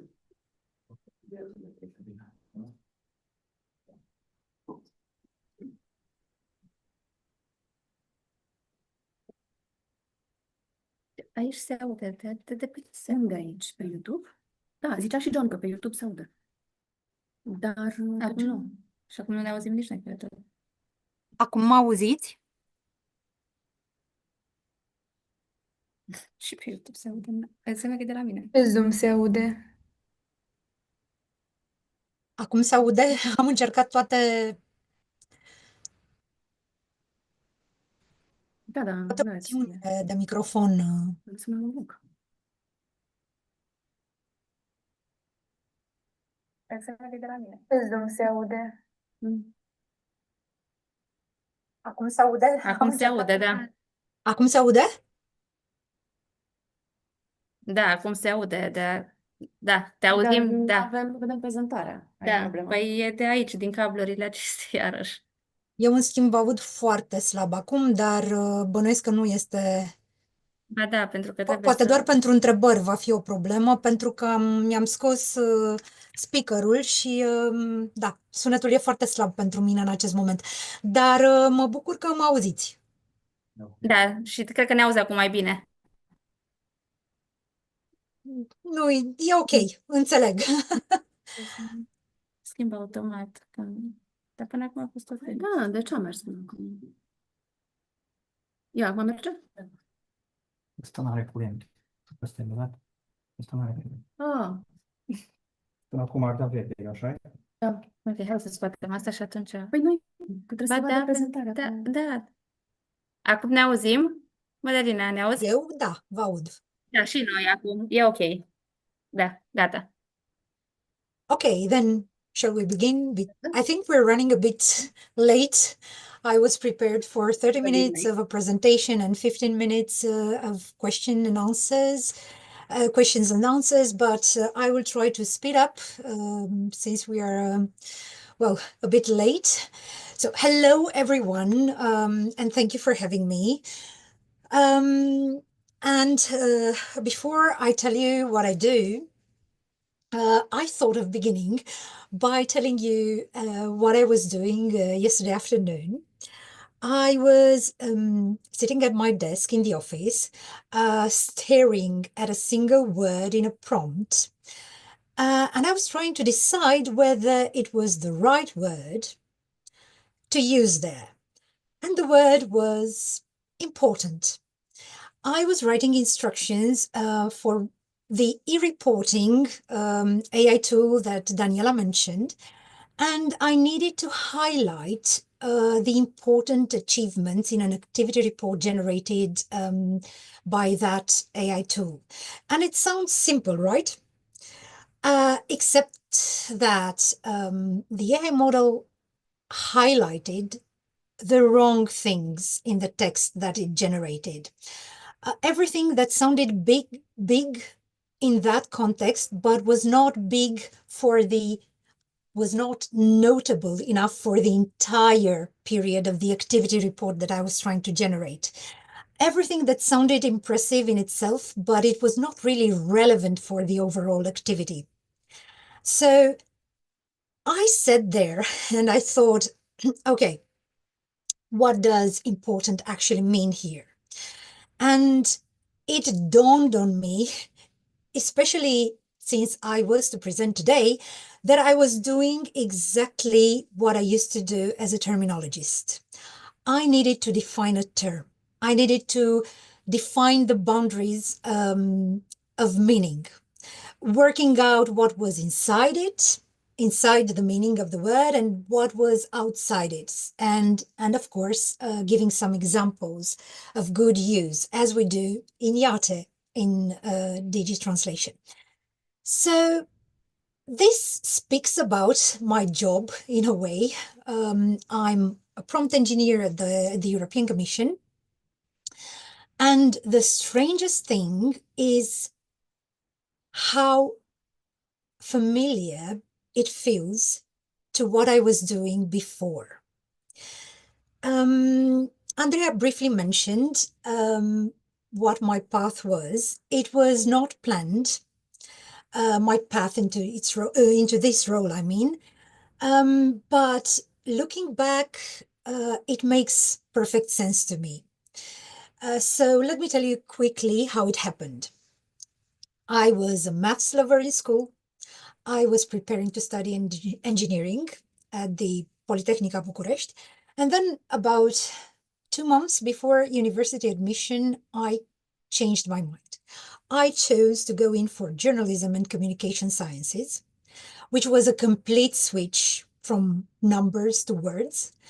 And the only reason I could make this sudden switch was the fact that I had strong language skills. That's what made it possible. After graduating, I worked in the field of public relations in Romania for a few years, and then in 2008, I joined the European Commission as a Romanian translator. And that was another move from communication to translation. And I was working on technical translation.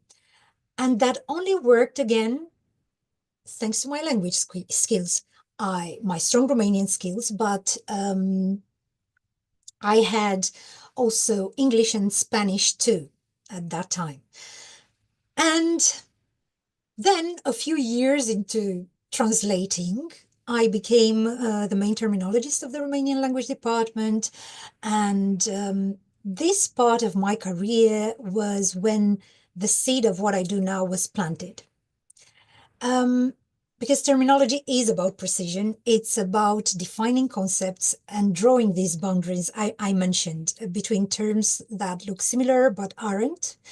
And as a terminologist, you need to make sure that the same idea is expressed consistently across languages and registers. And it's a slow but careful work with the words. And around that time, I started first to experiment with AI, and John already showed what we do in DigiTranslation now. And it was partly because it was relevant to my work, but partly was also out of personal interest. So when I moved into the AI innovation team at DGT, I started designing prompts more systematically, and the work of prompt design, prompt writing didn't feel like a leap. It felt more like a deepening of my skills, the skills that I already had, and a deepening of something that I had already been doing. The difference now was that my words were not addressed to human readers, but they were addressed to large language models. But my idea would be that being precise with language and anticipating how my instructions would be interpreted and understood, and asking myself, what could this be interpreted by the LLM? Where could this be misread? That was coherent with everything that translation and terminology work had been teaching me. And yeah, so looking back, every step, in a way, every step in my path was needed, and the one before was needed as well. So journalism gave me the habit of writing with the reader in mind, with my audience in mind. Translation taught me how to move between languages and to feel where the source and the target didn't really match. And of course, terminology taught me on how to taught me how to define terms, how to draw their limits, and to spot where they could be misread or misused in context. And all of that is what I use every day in the work that I do now, and that I'm going to try to show to you next. I think I could share my screen already. Okay, I press something. Let's see. Let me know if you can see my screen.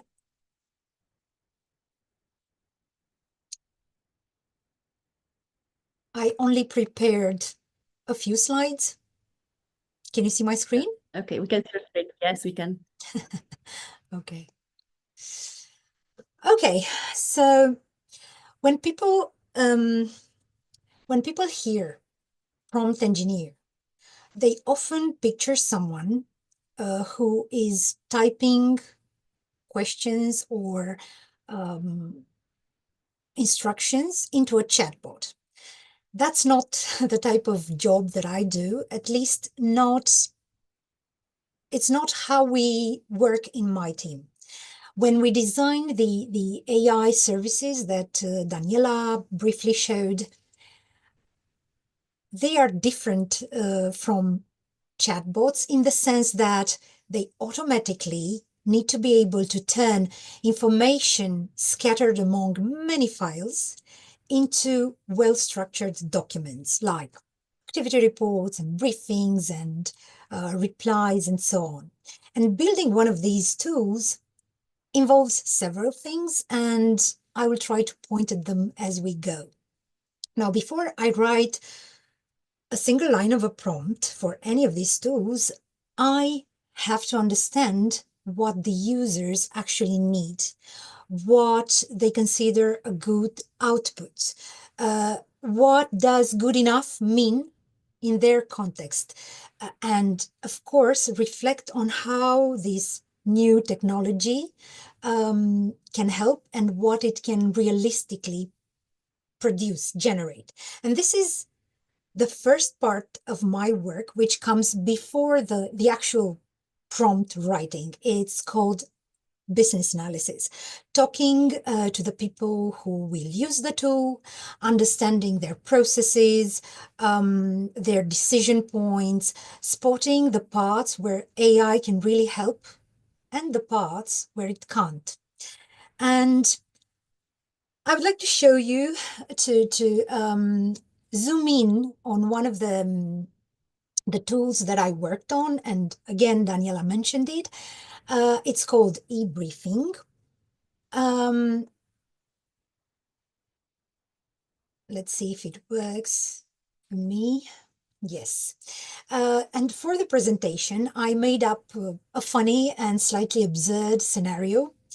The European Commission President, Ursula von der Leyen, is meeting Santa Claus, the chairman of North Pole Enterprises, to discuss some serious compliance issues, among which, I quote, the single European sky rules for unregistered sleigh, methane emissions from reindeer under the Fit for 55 package, working time directive compliance for the ELF workforce, and a market dominance investigation, given that the North Pole Enterprises holds 100% of the Christmas delivery market. And Santa Claus is asking for this meeting This is a letter I generated with AI. And now I'm showing a briefing request that would be sent to our policy officers who would have to prepare a briefing on these topics for the president.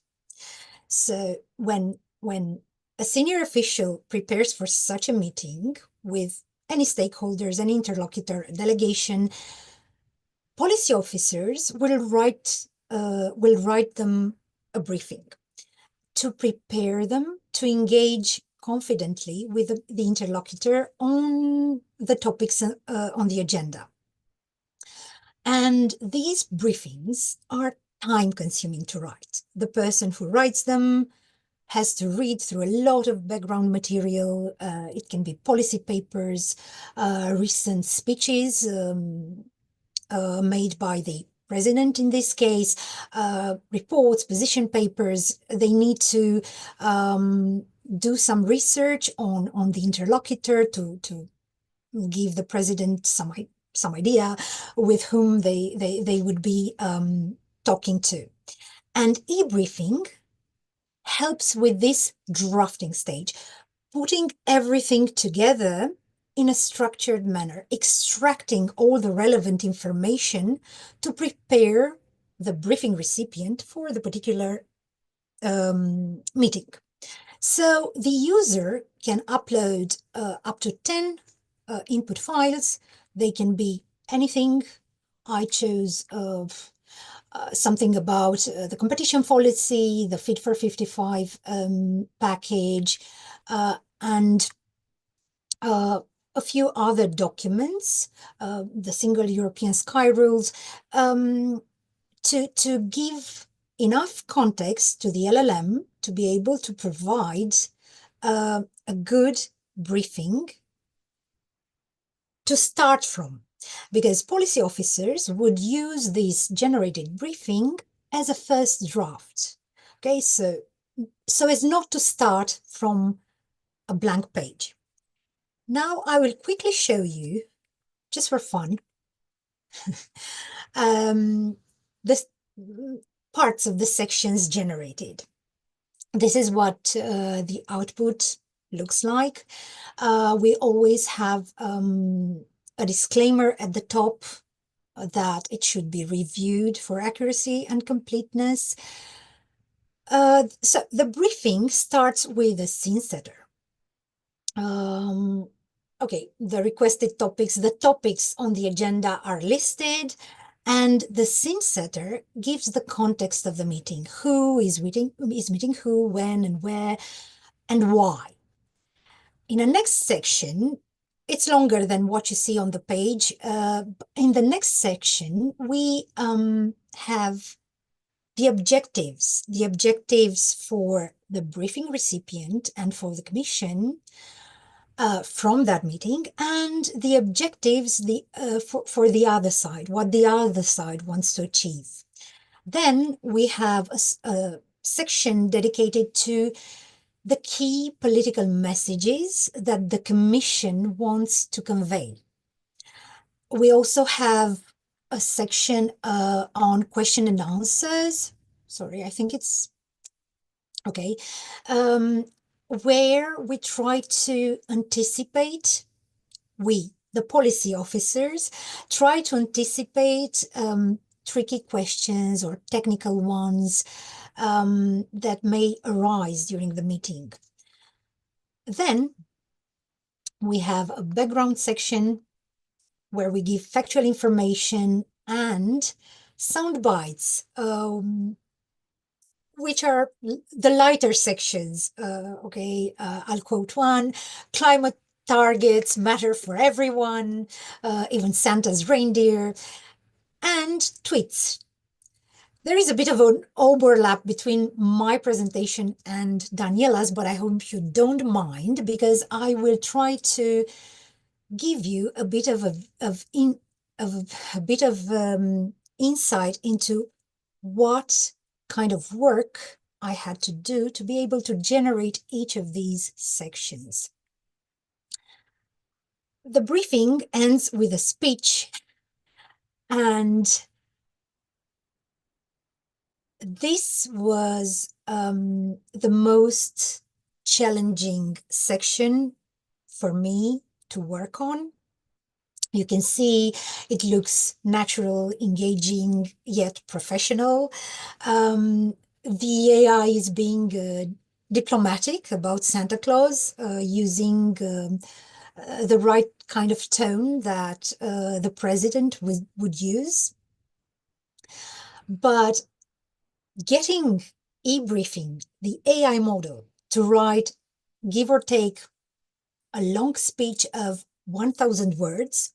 You only see the first 2 paragraphs, but it's quite long.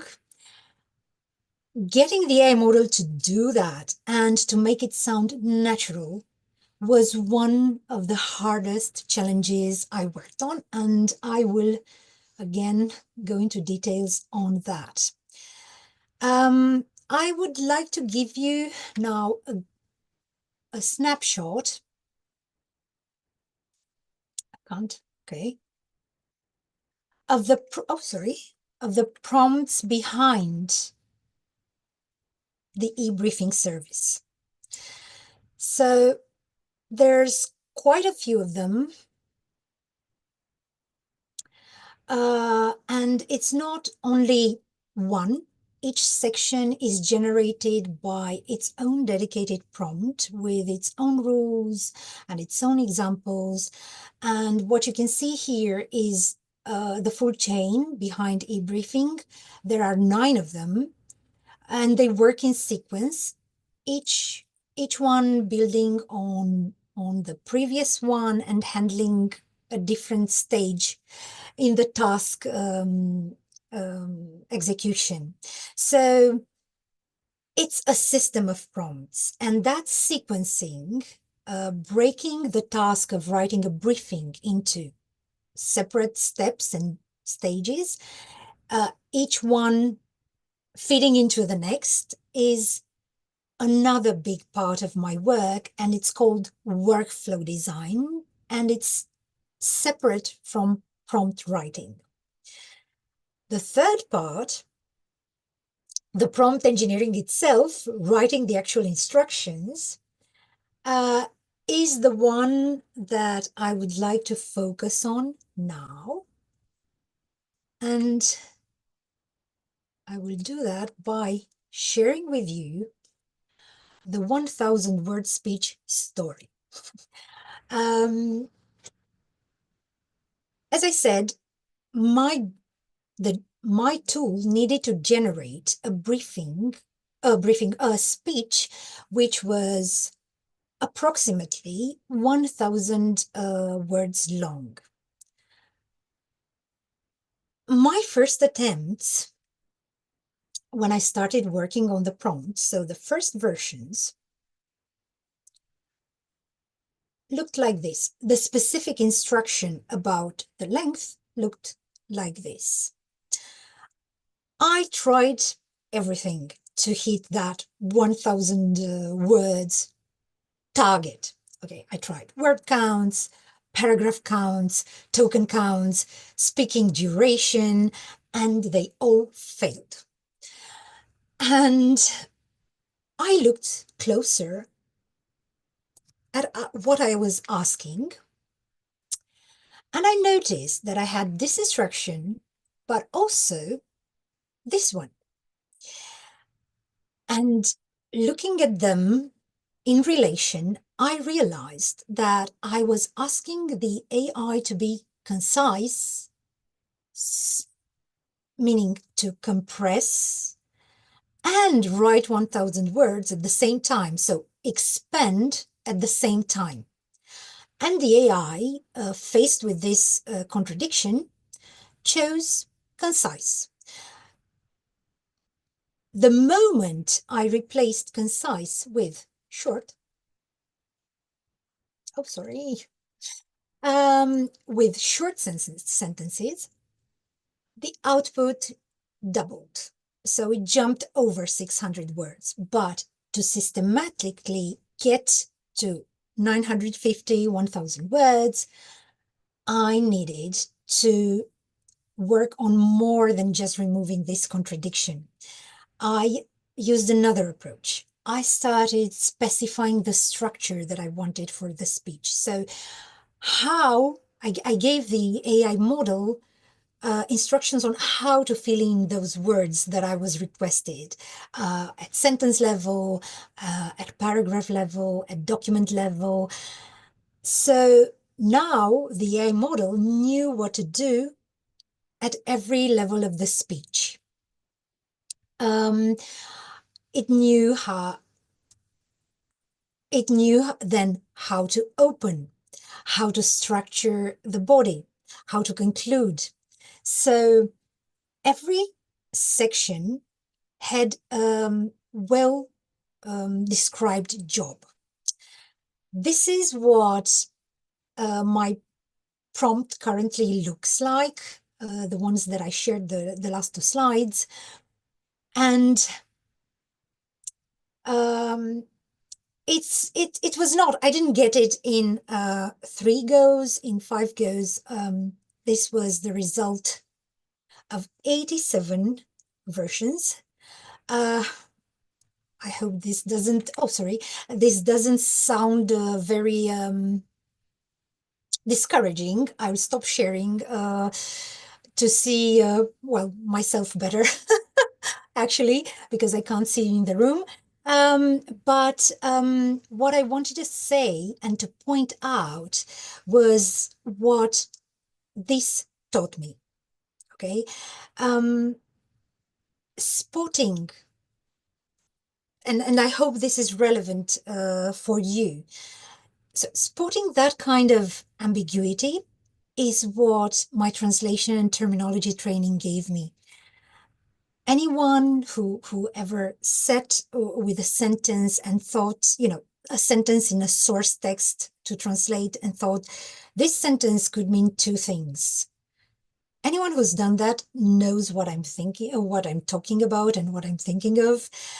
But the fix that I found, rethinking the structure of the instruction, so spotting the ambiguity and then rethinking the structure of the instruction, that's what I had to learn from scratch. That is the type of systems thinking, which is the engineering part of what I do, understanding how an LLM processes instructions and what kind of guidance it needs to produce a good output.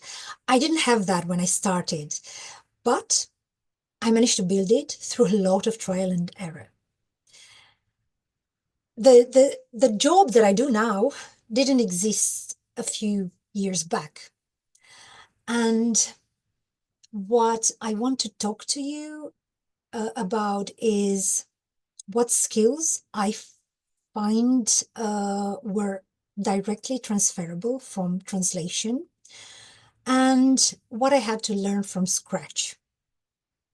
So if I'm to start with what transferred, the first thing, and I think I already mentioned it, was being aware of precision and nuance when working with language. And translators and terminologists, linguists, language professionals, they spend their working hours or their lives, let's say, picking the right word out of several options that look similar. And that habit is exactly what prompt engineering needs. Okay, the example with the concise versus 1,000 words that I just showed you, that's just a small case of the same thing. So 2 words sitting next to each other, and one of them is wrong in the context. Another thing that I think transferred directly was the sensitivity to ambiguity. When you translate, you constantly work with, you constantly deal with ambiguity. You learn to spot it.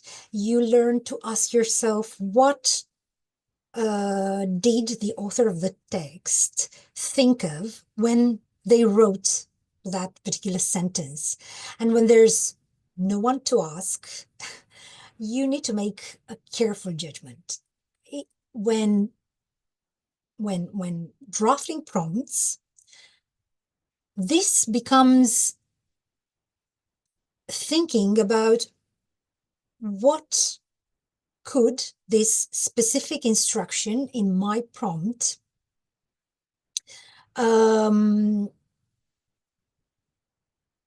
produce in the output.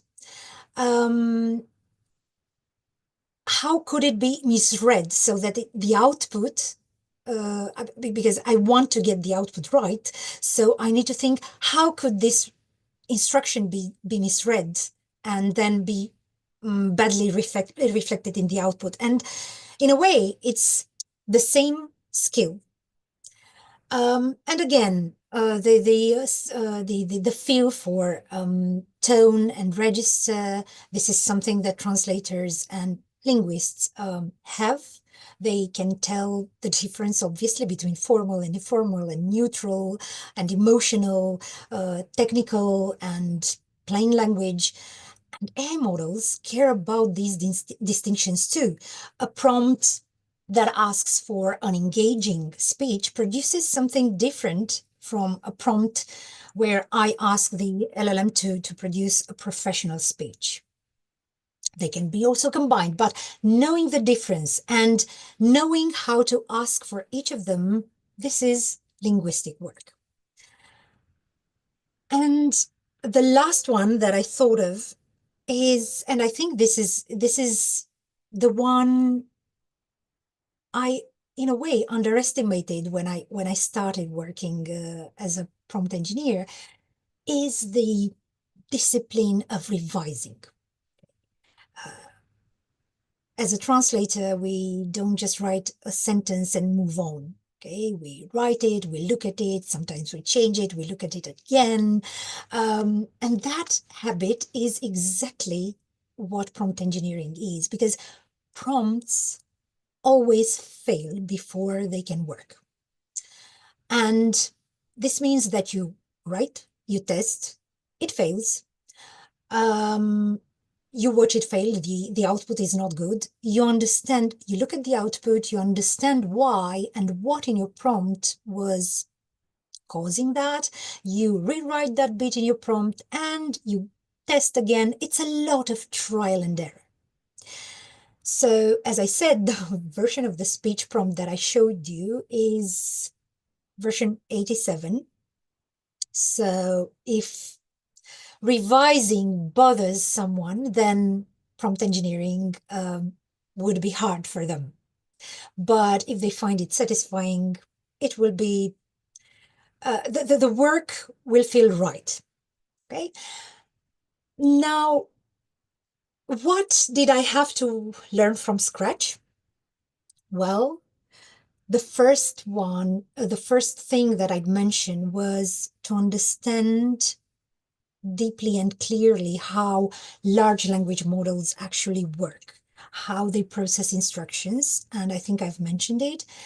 And it's not at the level of a software engineer that you need to understand it. Okay, I can't build an LLM, and I don't need to, but enough understanding to know why a prompt might succeed or fail, and why the same exact instruction can give you a completely different output with two different models.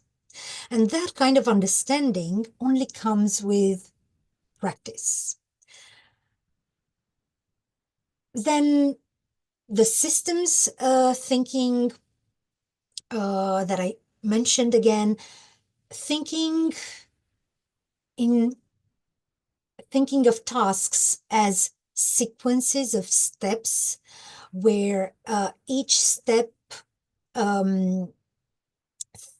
feeds the next one, and where the quality of the final output depends on how the whole sequence is designed and is working. And learning to think in these terms to break, I think you've heard it many times, to break complex tasks into steps, into stages a model can handle well. This was new to me. And this was something that I had to acquire. And another thing I would underline as very important is being comfortable with uncertainty. Because every single day, models change. Every single day, we have new models. Every single day, prompt engineering techniques that we used yesterday are no longer relevant. So the model I'm using today, I work on, I test with in our AI-based services when I test my prompts, when I design them, is different from the one I was using a month ago. And probably in 1 month, I'll be using another one. So it takes a lot of grit and comfort with uncertainty and knowing that it's never a done business. Okay, it's you have a sequence of prompts that runs great, gives you systematic good results today, but if there's a change in the model, an update, you will have to tweak that sequence again and to test. It's a continuous learning journey. You stay a learner, okay? You are expert. You become an expert in AI communication, but somehow you stay a learner permanently. And I think these hard things these new skills and new mindset somehow that I had to acquire is what makes this role so interesting. It's like solving puzzles, okay? If you like to doing that, you might be interested in prompt engineering. You need to figure out why something didn't work. Okay, if you like that feeling like of being at the edge of something rather than in the middle of something settled that runs by itself, then you may be interested in looking into this role or in opportunities in this field. Okay, so I think I didn't do really great with time. I just want to wrap up quickly, and to give you time to ask a few questions. I just want to say that I think linguists are well placed for prompt engineering. They are well placed to work on other projects like evaluating outputs, curating data sets for training large language models. There are many opportunities if you have good language skills in the AI field for you to explore. So I think, in the audience, there are many of you listening who are now at a moment where the path probably isn't clear. And I know that the field of language work is changing.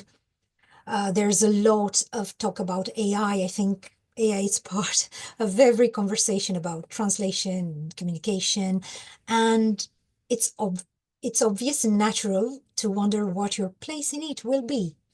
So my final thought for you, the one that I would like to take away from this, is that the AI tools that are being built today need linguists, like the ones that I work on, okay?